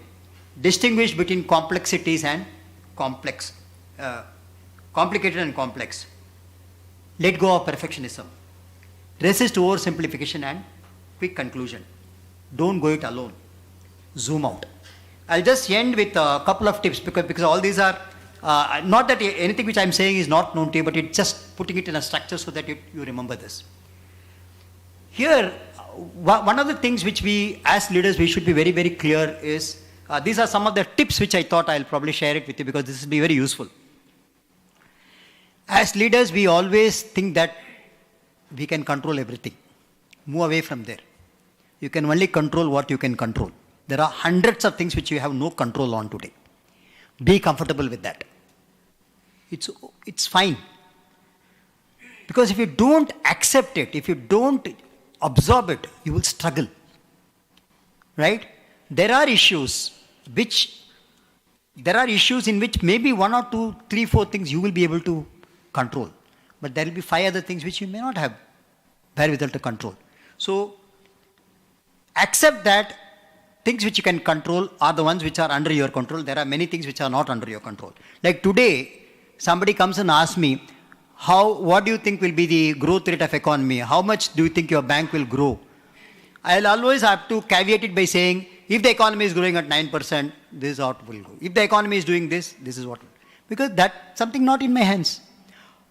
As he talked about with the crude oil prices going up, and if your deficit is going to go up, and inflation is going to go up, and if your GDP is going to go for a toss, you don't know what the growth rate of the industry is going to be, what the growth rate of the country is going to be. In that, what is the growth rate of financial services going to be? In that, how the banks, big banks, small banks, medium-sized banks, how much they will grow? No one has a clue. There is no point in trying to say that I know all of this. Better to say, these are things which are under my control and I'll aim for this, but subject to these diseases. Second one is, again, it's continuation of what I said earlier, challenge your need for certainty. This is the commonest trap for engineers. We engineers always think that everything we need to have certainty. We are extremely uncomfortable in unstructured environment. I remember when I was passing out from IIM Bangalore, one of the companies which I had attended interview was NIIT. And you must be knowing that in early 90s, NIIT was like a very interesting company to work for. I still remember the person who came and gave a talk to all of us to sort of lure us to come into their company, say, please be comfortable with uncertainty. This was way back in 91. Okay? So, and you know, in IIMs, 95% of the people are engineers. We only crack cat and go there. So all of us are we want everything to be structured. Even the most qualitative thing, we would want to put it in numbers and say, this is how it is. That is how we are. Of course, I have moved far away from there now, just to tell you that this is how we are as engineers. We want to put everything. Even qualitative things, we'll put a score and say 6 out of 10, 3.6 out of 7. This is how we try to put numbers which we are very comfortable with. So this overarching need for certainty, I think we should move away from there if you want to really be an adaptive leader to handle complexities. And next one is learn to tolerate and embrace change, which I think I have spoken at length about that. And last one is reduce your anxiety and stress levels. But once you actually embrace this change, once you know that this is something which is normal, what people talk about, no, new normal now. It's new normal now to, I was hearing some of the leaders in the IT industry talking about the great resignation which is happening today. Lots of people are resigning and nobody wants to come back to work and to office and work, and they all want to, and this had led to a new interesting title called moonlighting, which means an IT professional today works for 3-4 companies sitting at home. And the employer doesn't know. The employer comes to know about it when he looks at the TDS, because the TDS has been deducted from 3-4 companies. That's when he got to know that this fellow is working for 3-4 companies. They termed it as a moonlighting. So these are all new things which are happening. Nobody on earth would have thought about that if people are asked to work from home, they will go and work for 4 different companies, right? So, as a leader, I think it's important to reduce your anxiety and stress level, which will probably start happening once you accept these things. Like, for example, you don't have to have certainty. You are not looking at perfectionism. You are willing to be saying that I don't know, I can learn.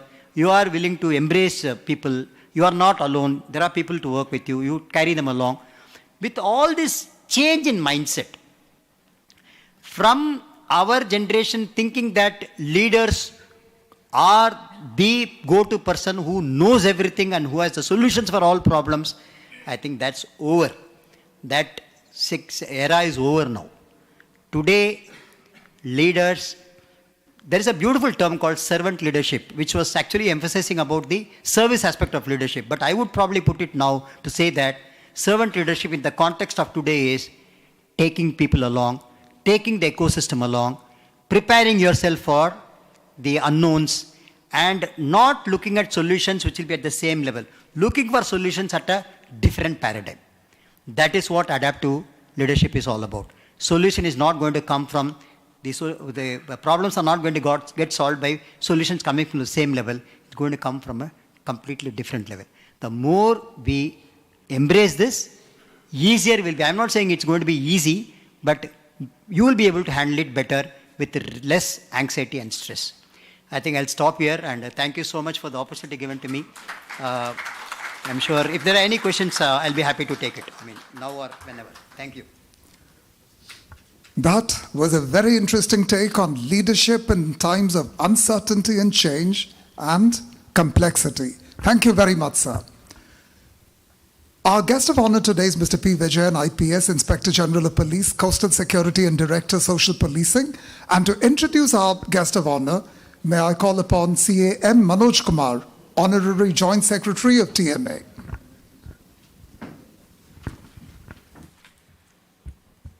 Good evening.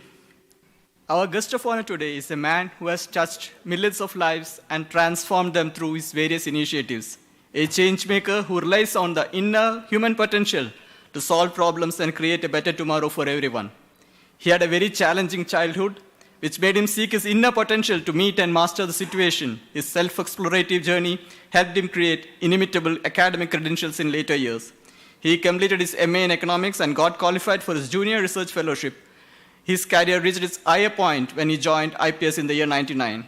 An exemplar of his philosophy, latent capabilities exploration, he presents a sterling model for youth to emulate.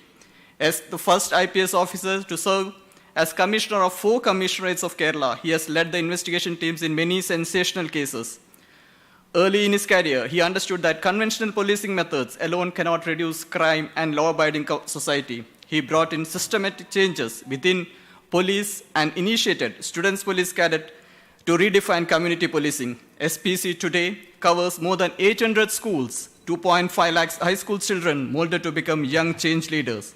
Sri Rajnath Singh, the then Union Minister in 2018, directed all states to follow Kerala SPC model. He believes in creating an excellent citizen West on the entire community and not only the child's parents. Our responsibility to children was an initiative to correct deviant behavior through psychosocial interventions and reintegrate them into the mainstream. This was successfully implemented across 340 schools, transforming over 12,000 little lives. Project Candlelight was yet another initiative to bring youth with criminal tendencies in a slum of Kochi back into the social stream. Project Hope was rolled out to help early dropouts from schools through education and imparting livelihood skills. One of the most popular projects was the Children and Police initiative to prevent abuse and violence against children. Later, Chiri was launched to provide a dedicated helpline for children to seek police support. The birth of the Nanma Foundation, an NGO founded by civil society members under its inspiration, has given innovative solutions to societal problems. The foundation helped rebuild 125 houses devastated by the Great Flood of 2018. Another timely intervention was during the pandemic days when police and the foundation set up community kitchens to serve over 1 million meals to street dwellers, patients, and COVID warriors. The foundation also distributed 80,000 food material kits to the needy. To provide telephonic virtual medical consultation to the doctors, help desk was formed during the lockdown period. To spread positivity during this period, an inspiring talk series titled Pause, Positivity and Possibility was launched, which impacted the lives of 10 million people. The other 2 initiatives were Padavagal interactive series featuring young achievers and Chiriyo Chiri online comedy series. As the special officer for Shabarimala, he was shaken by the environmental pollution due to the pilgrimage. To concentrate people on this aspect, the Punyam Punkavanam was launched interlinking spirituality and ecological responsibility. It drew tremendous appreciation from Prime Minister Sri Narendra Modi in his Man Ki Baat on 31st December 2018. It's being replicated in many other pilgrimage locations of the country. He was chosen for the CNN IBN Indian of the Year Award, a man who demonstrates with his life that only stumbling block between you and your dreams is you. Through his unique philosophy and actions, he has carved a niche for himself in the hearts of every Indian. In the days to come, with the volume and quality of contributions he has made, we are sure that the most coveted civilian honors will be bestowed upon him by the nation. He is currently serving as the Inspector General of Police, Coastal Security, and Director of Social Policing. He is a recipient of the prestigious Indian Police Medal for the meritorious service and fellowships from international universities for his outstanding contribution to policing and numerous social activities. Ladies and gentlemen, it is my proud privilege to introduce to this august audience our guest of honor today, Mr. P. Vijayan, IPS. Thank you, Manoj. Ladies and gentlemen, please welcome our guest of honor, Mr. P. Vijayan, IPS. Very good evening to one and all.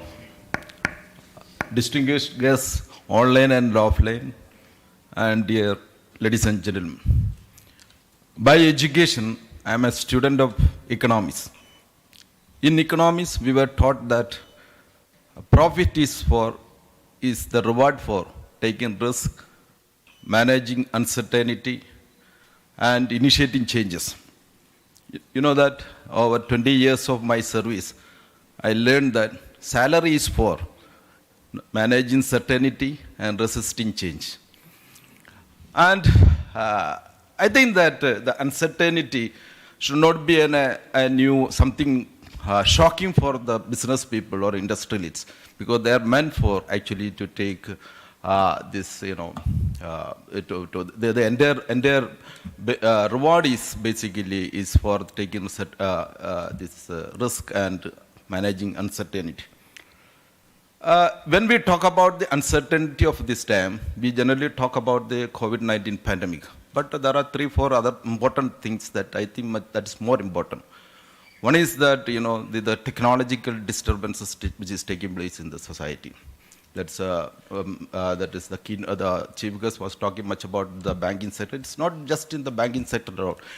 In every day-to-day life, it is taking place. Lot of changes are taken place. Today's technology is not tomorrow's. And we don't know what we have been teaching in the engineering colleges and management institute, whether it will be applicable after 5 years or 10 years. So technology is moving in such a faster manner. How much you will be able to cope up with that one? That is going to make the change. And it is the technology, the artificial intelligence, machine learning, deep learning. In fact, it's hacking your brain also. So in such a situation, I think that the biggest threat is that how you are going to manage that's uncertainty.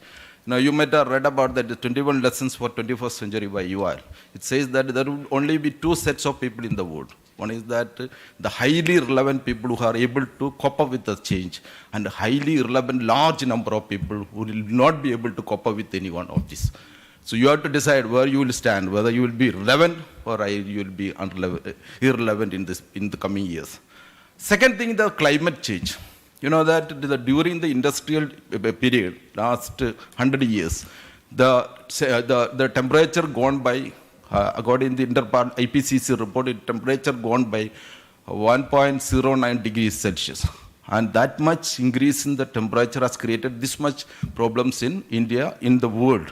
And we are the witnesses of that, the great flood and other climatic changes in Kerala. Another 20 years, we failed to manage this carbon emission. There will be 2 degrees Celsius increase in the temperature. That will be highly devastating. How we are going to cope up with that situation will be really a big challenge. The third one, the recent one, that is the Russia-Ukraine war, if it turns into a third war, and you just managing the present situation itself will be how we are going to manage with the uncertainty.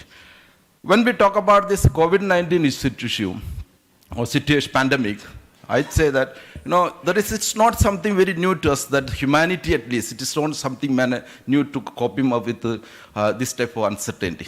You just take that last 100 years of the experience of the mankind.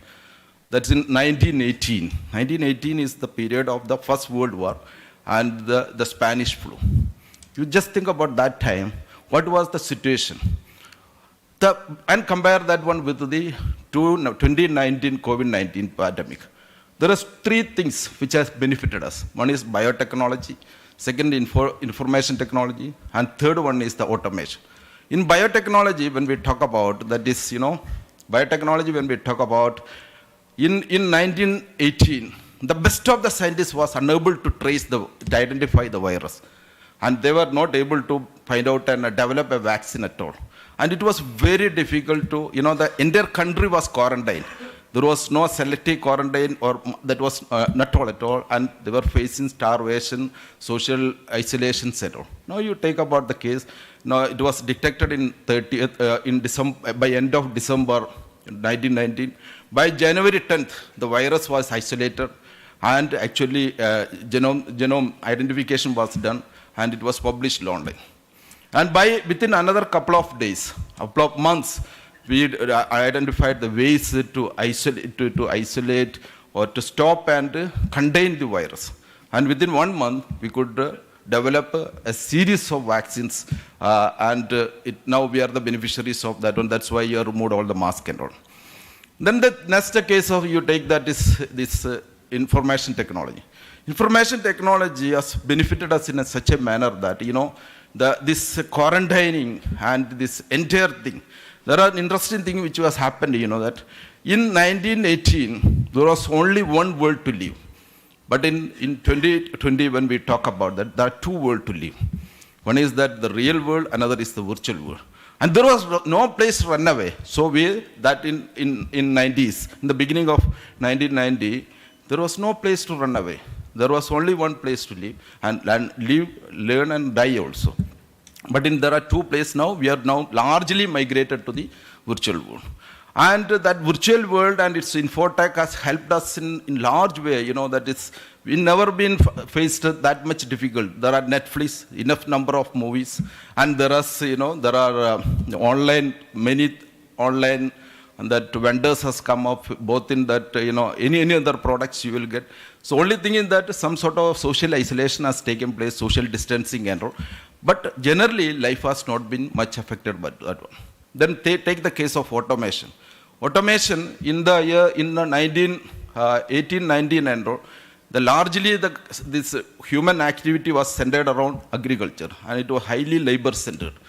And the thing is that labor-centered agriculture, it was largely affected, and there was a huge famine was largely because of that agriculture production came down.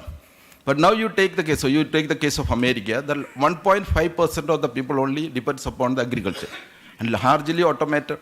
And emissions, one good thing is that it is free from virus infection.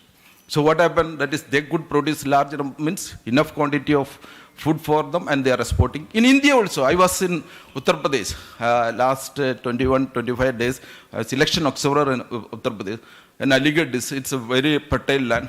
Nothing has happened for the agriculture. So the starvation could be prevented largely by that this automation. And then take about this, trade. Trade, interestingly, that trade was actually, through the trade was the carriers of actually spread of pandemic. It take place in 90s actually, in 1980s and 1918 and all. But now the thing is that in that time, the one big ship generally used to carry, the biggest ship used to carry around 60-70 tons of these products, and it used to have around 16 to 20,000 crew. But now the Hong Kong, that is in 2017, their one ship, one carrier can carry 2 lakh tons, but people carrying it's only 20, the crew is only 22. So the potential of spreading COVID through this trade has relatively come down. So this all really helped us to sustain during the pandemic period. Then you look at the service sector also. You look at that is the schools are functioning. In remotest village, when I went to this some of the UP school and LP school, they say that is we are taking classes online. So कैसे चलेगा ये? When I asked that is whether you have mobile phone, हम लोग ये लेके चलेगा, बच्चे के लेके चलेगा. Sir, they will take their children also to the paddy field. When they do the paddy their work, the children will look at the mobile phone. So that much changes has taken place. The thing is that the humanity has learned how to manage uncertainty over the period, 100 years of period. That's why lot of stress has come down. When we look from the absolute terms, we are still in lot of distress and lot of problems. There are a lot of unemployment. There are many issues which is a lot of industrial disasters has taken place, especially in the tourism sector, and a lot of disasters has taken place. When the humanity as a whole, when we take, it has navigated through the uncertainty and changes very well. But the question is whether we individually are capable to cope up with the change. The thing is that when we people are the bureaucratic mind. When the industrialists and businessmen also become bureaucratic, then definitely it will be a problem for change, because they consider uncertainty is a big thing. Because bureaucratic mind is something like, it's very reluctant to be adapted to the changes. So if we can move out of that mindset, definitely there will be way out also that. In our case, police department, generally you people say that we are the unfriendly, brutal and all these things. But it was really a good time for the Indian police as well, in the world as a whole. we are taken different mantles. We played different roles. When this COVID-19 pandemic was reported, one of our few policemen acted in a small video, highly unprofessional video. You might have seen that. This was actually gone entirely the world. Al Jazeera, CNN, BBC, and all telecast about an awareness video. Then after, we might have created almost 10,000 videos in Kerala alone by student police cadets and all under the instigation of the police department. And we are the front runner in that creating awareness. That is the spreading the COVID-19 pandemic. That protocol that is social distancing, hand washing, wearing mask and all. Then you look at that is we used our own transportation system. If you want to have a medicine to get it at Kasaragod, our transportation system was highly used. And we created some, our own apps also to keep you people inside the house properly, because your movement was watched through our own apps. Actually, the police was really, we were thinking that what will be the role for a police person during the lockdown period, because there is no law to keep you people inside the house. There is no law at all. We can keep people inside the jail if you commit a crime. You haven't committed any crime at all. You will be exposed to a virus. We would like to prevent it. It's not the job of police. It's the job of actually it's a job of a health department. But we were the front runner. Initially we were in the back, then we were thrown open to the front and we were doing it. And I'll tell you my own personal experience also. I was playing multiple roles. I was the IG training and I was the director KEPA here also. Entire colleges, including Harvard, was closed, but Kerala Police Academy was open. We trained over 2,500 policemen during this pandemic period. None lost their life, none had a serious problem also. The entire 2,000, so in a 1 year period, and 168 sub-inspectors were trained and they passed out of this academy. I was addressing in a college principals forum, in Pan-India forum. I said, I am the biggest, and principal of a biggest institution, but I would like to say that I didn't close my college so far. So the thing is that we followed a certain parameters, certain restrictions or certain regulations in which we have made it point that this infection should not be entered into the academy. There was a little bit problem, but we managed it on time, and so we could manage it. The second thing is that my friend was talking about this food distribution and all. When the entire country is being made as a jail, lockdown means keeping entire country has been made as a jail. Wherever you are being kept inside that one. When someone's freedom is taken away, then it is the responsibility of the state to take care of the essentials of that person. We were thinking about that. The government has been running a lot of community kitchen and all. We were thinking about that is who will feed these people on the roads and the destitutes and the bystanders of hospitals and the insane and all. So we thought of a program that is Feed a Stomach program. We started in a smaller way. Then it's expanded like anything. And we started providing 30,000 to 40,000 food packet for the lunchtime alone. So over the period, during the pandemic period, we could distribute almost 1 million food packet during the pandemic. And there was actually the thing is that another question is who will take care of, sometimes, many people were especially they're in the Middle East and all. In the first phase, there was a lot of confusion, there was a lot of fear. The problem is that whether COVID will take away their life. Just to talk to a person, not to a doctor. So we thought of that, create doctors' desk. There are a lot of people to cooperate. So we got the support of almost 150 doctors. We created a platform and over 10,000 calls we got. And then we turned to that is, we had a student police cadet program. We have created a blood donors forum. Blood donors forum, we have 5 lakhs blood donors right now, the willing donors. It was a handy one that is during the pandemic period. It was very difficult to get the volunteers to donate blood. So we could use this 5 lakh blood donors forum for donating blood. Like that, what I would like to say that if there is a problem, it gives immense opportunity also. If you are willing to, make use of. In our way, we are not a profit-making body. Ours is basically a service organization. Ours is that is how to be more beneficial to the people, how to serve the people more. So we have made use of this opportunity in a grand way, and we got immense support from that. Maniji and all part of this entire team. And we got immense support from different parts of the country. Now we have another issue we think that is, the biggest problem is that the mental health issues among the children. So we have formed a group of almost, 150 psychologists and psychiatrists and different teams. We have set up a call center. We have almost received 40,000 calls right now, and UNICEF is supporting to that one. So here this question is that we have developed a philosophy also over the period that is post, that if you are positive enough, there will be possibilities also. If you are positive enough, your mind is positive. If you are looking for the opportunities, if you are looking at the bright side of these things, there will be enough positivities in mind, and positivities will lead to possibilities also. Thank you so much for inviting me to this function. And my hearty congratulations to my great friend, that Kochouseph Chittilappilly, and I know that is a great, excellent industrialist and great humanitarian rather. So, hearty congratulations to you. Thank you. Thank you. Talking of uncertainty and change, how can you ignore climate change? These and many other interesting points there. Thank you very much, sir. And now we come to the presentation of the TMA-Manappuram Lifetime Achievement Award. The award is bestowed on a person who has greatly contributed to the establishment of an institution of repute or for outstanding contribution to society in the areas of education, philanthropy, etc. But before we go to the award, may I invite TMA's President, Engineer Vinod Manyala, to introduce the award winner.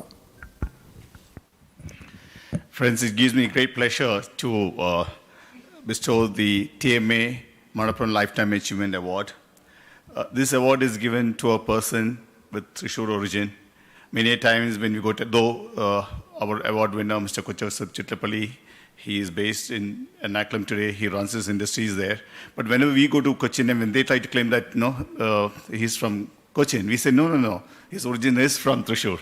So we have great pleasure in awarding this TMA Lifetime Achievement Award to Mr. Kochouseph Chittilappilly.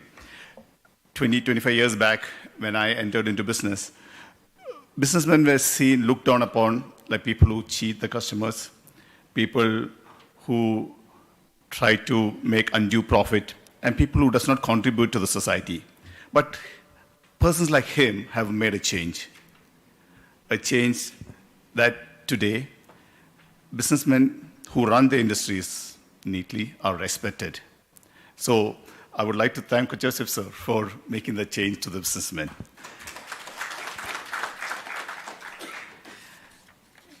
He has won many awards, and you all know him very well. However, I will briefly introduce him. He started his organization in the year 1977 with a capital of just 1 lakh rupees. That's the time when startups were not known. And he has taken to this organization to great heights. Today, it is listed in BSE and NSE. He has moved from his traditional electronic business to something that is new to us, the leisure industry.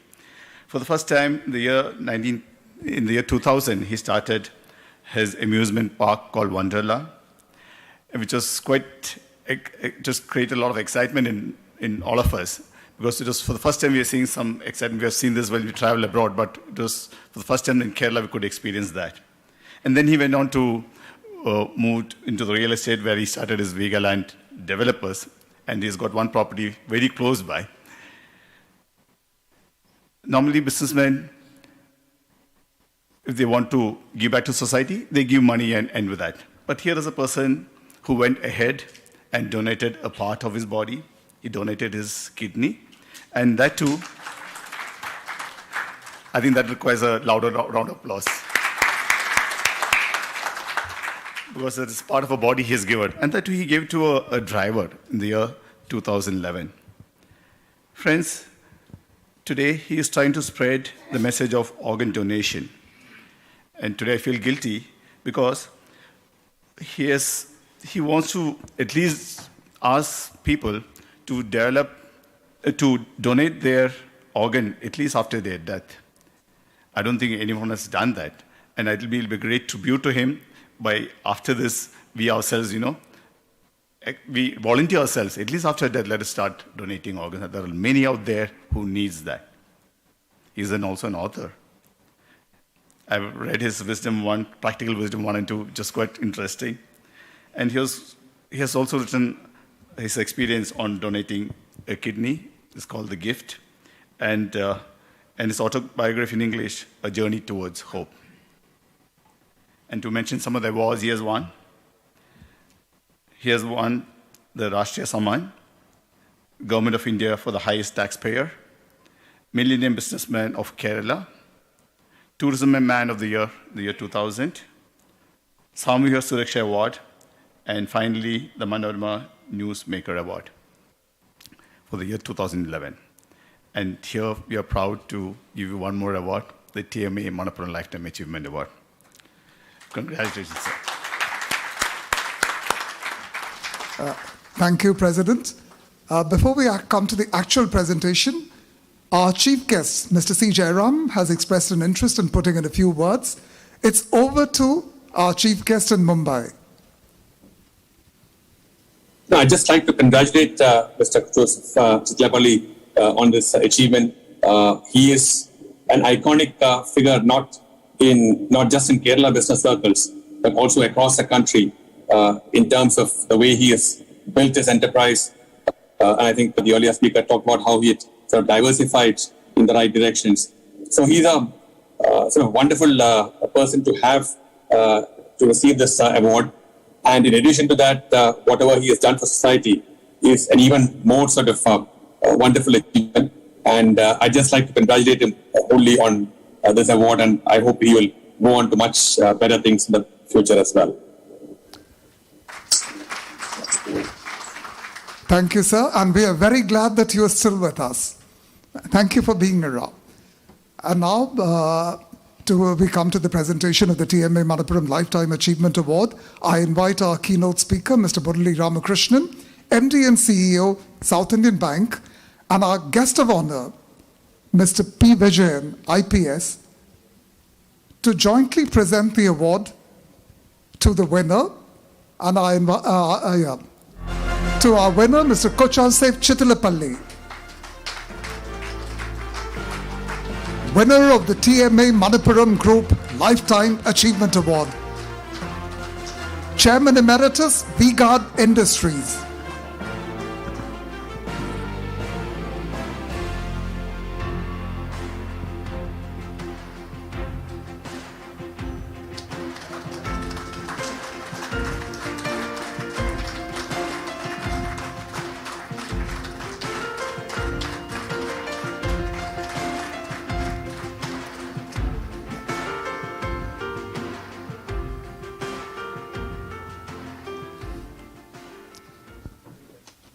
Thank you, sir. And may I now request the award winner to favor us with his acceptance speech.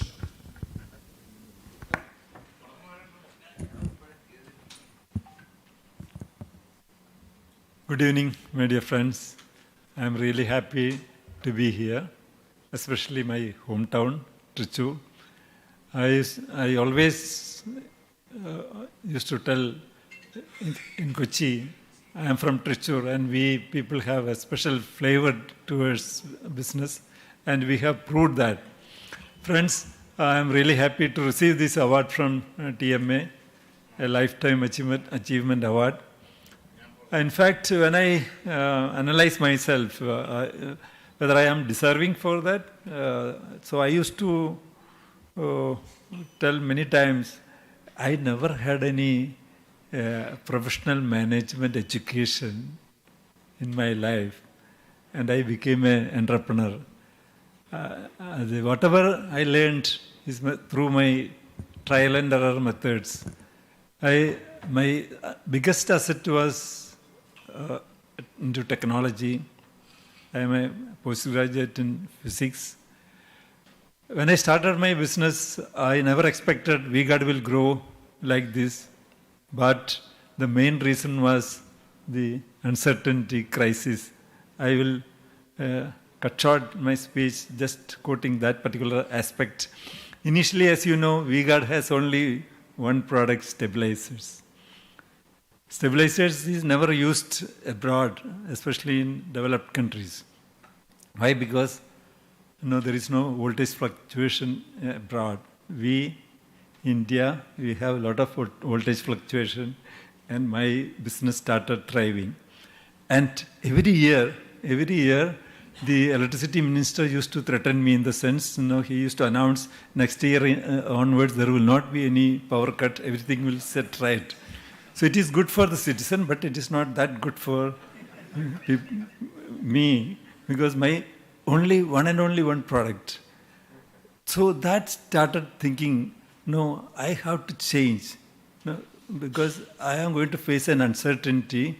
So that is why we got added number of products. We started with pumps, we started with cable, we started with the fan, and now I think we got has more than 30, 40 different items. And stabilizer is contributing only 15% of the turnover out of 3,000 rupees turnover last year. So that way I have to thank to uncertainty. I am really thankful to crisis situations, and only crisis situations will take us to more and more heights, no doubt about it. I used to tell jokingly, I am lucky that even at the age of 71, I am able to witness this particular crisis, say COVID, then again another war. I never witnessed Second World War. I think nobody else witnessed Second World War.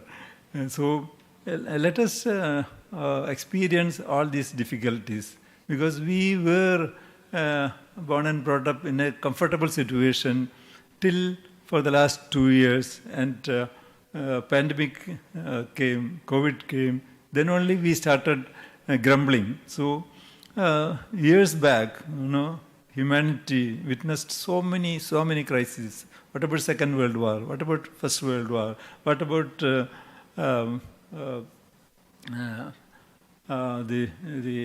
flu, the Spanish flu, and even I still remember the smallpox. Smallpox was there when I was as a child. I don't know how many about you had seen some smallpox patients. May not.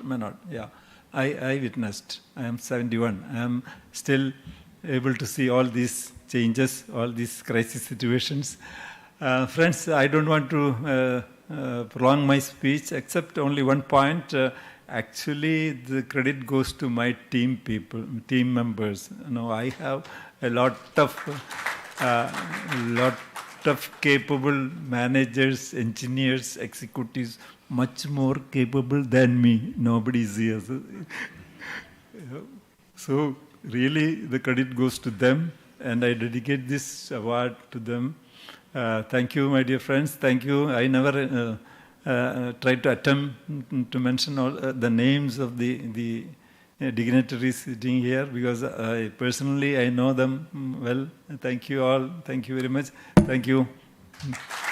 Thank you very much, sir. Please remain on the stage.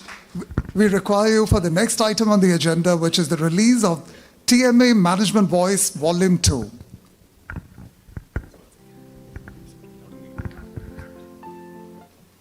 So friends, we bring out our management voice every 3 months, every quarter, and this year we have a new look to our management voice, and the one person who's behind this management voice is our editor, Mr. Ranjan Sridhar. So please, Ranjan, come on. So this is our second issue.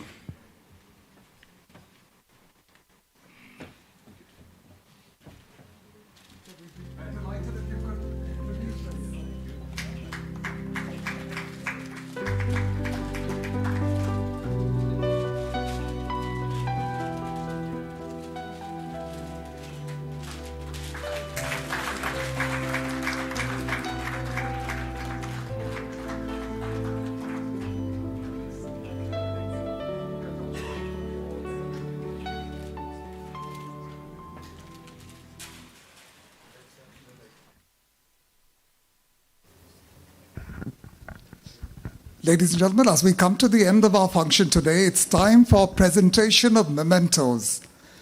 May I invite TMA's President, Engineer Vinod Manjula, to the stage. For the first memento, it's our distinguished keynote speaker, Mr. Murali Ramakrishnan, MD and CEO, South Indian Bank. Please welcome Mr. Murali Ramakrishnan to the stage. Yeah. So, friends, I'm sure you'll all agree with me. We had an intellectual feast. So I would like to thank all our speakers for their sharing their knowledge and wisdom. So let us give them all a round of applause.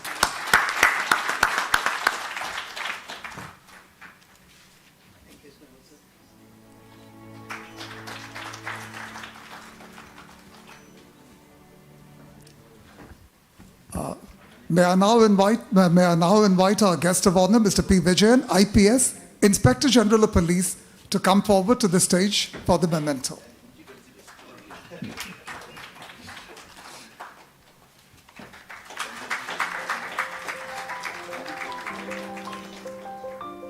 Thank you very much. So friends, for a program like this, we need a good MC to keep it going. So I would like to recognize our MC for the day, Mr. Ranjan. Please come. Oh, thank you.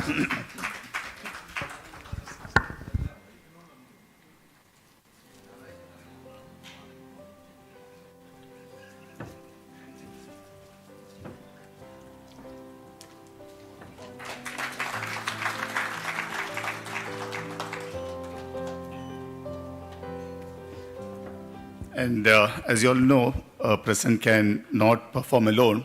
For whom you need a very successful secretary, honorable secretary. So Francis, please do come.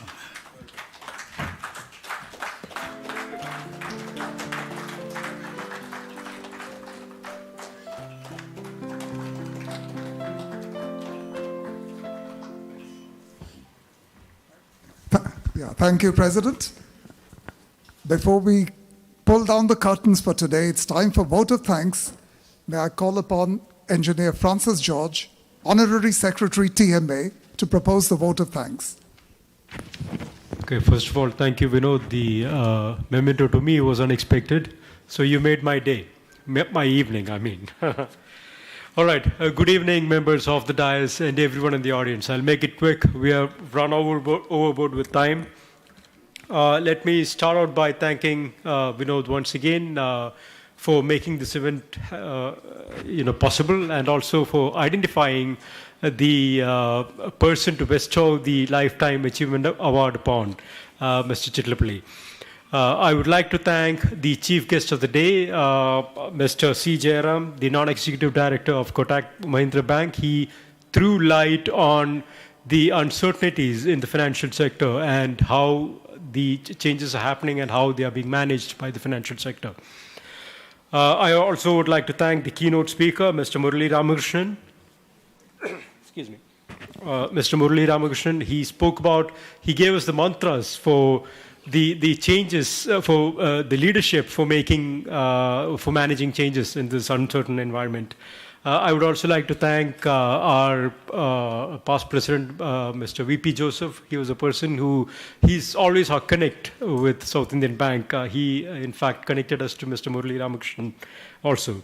I would also like to thank CA Geo Job for the wonderful introduction. The next person I would like to thank is the guest of honor, Mr. Vijayan IPS, for throwing light on the changes in the administrative setup and how those were managed. Thank you, sir, very much. Let me also thank Mr. Paul Thomas for bringing in Mr. Vijayan, and that was a wonderful speech. Manoj for introducing the guest of honor to us. Next, I would like to thank Mr. Kochouseph Chittilappilly for accepting the award, the TMA-Manappuram Group Lifetime Achievement Award, and the acceptance speech. We would like to have you as a keynote speaker on a different occasion. I was just discussing with Vinod, we should certainly have you. I would next like to thank the sponsors. First and foremost, Mr. Murali Ramakrishnan, the MD and CEO of South Indian Bank, and the South Indian Bank itself for the generous contribution, for the generous sponsorship of the events yesterday and today. South Indian Bank, we've had a very long relationship with South Indian Bank. They've been our patron and supported us for many, many years. Thank you for that once again. We can't thank you enough, in fact. Next, I would like to thank our silver sponsor, Mr. Paul Thomas and ESAF Small Finance Bank. Again, he has also supported us throughout for many years, and we can always count on you. The bronze sponsor, Mr. V.P. Nandakumar and Manappuram Finance Limited, I would like to thank them next. The continuous support from Manappuram Group to us. The last sponsor, but not the least, I would like to thank our own president, Engineer Vinod Manyala, Manyala's Food Technologies, which owns the Double Horse brand. They've also supported us for these two events. And I would like to thank all the office bearers of TMA, the past presidents, and everyone else in the audience. Last but not the least, our wonderful MC. He always does a good job, Mr. Ranjan Sridharan. That's it. Let's have a great evening, socialize, and have dinner. Thank you. Thank you, Engineer Francis George. Ladies and gentlemen, we come to the formal end of the function with the national anthem. Please rise from your seats.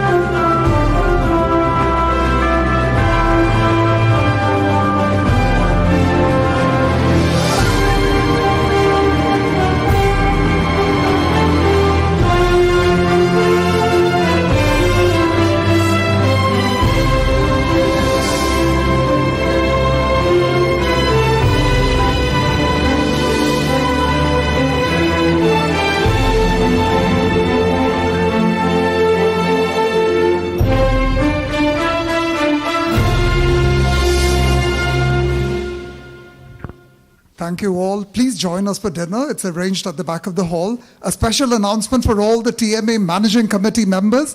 Please come to the podium for a photo session with all our distinguished guests today. I repeat, TMA's Managing Committee members, please come to the stage for a photo session with all our distinguished guests today. Thank you.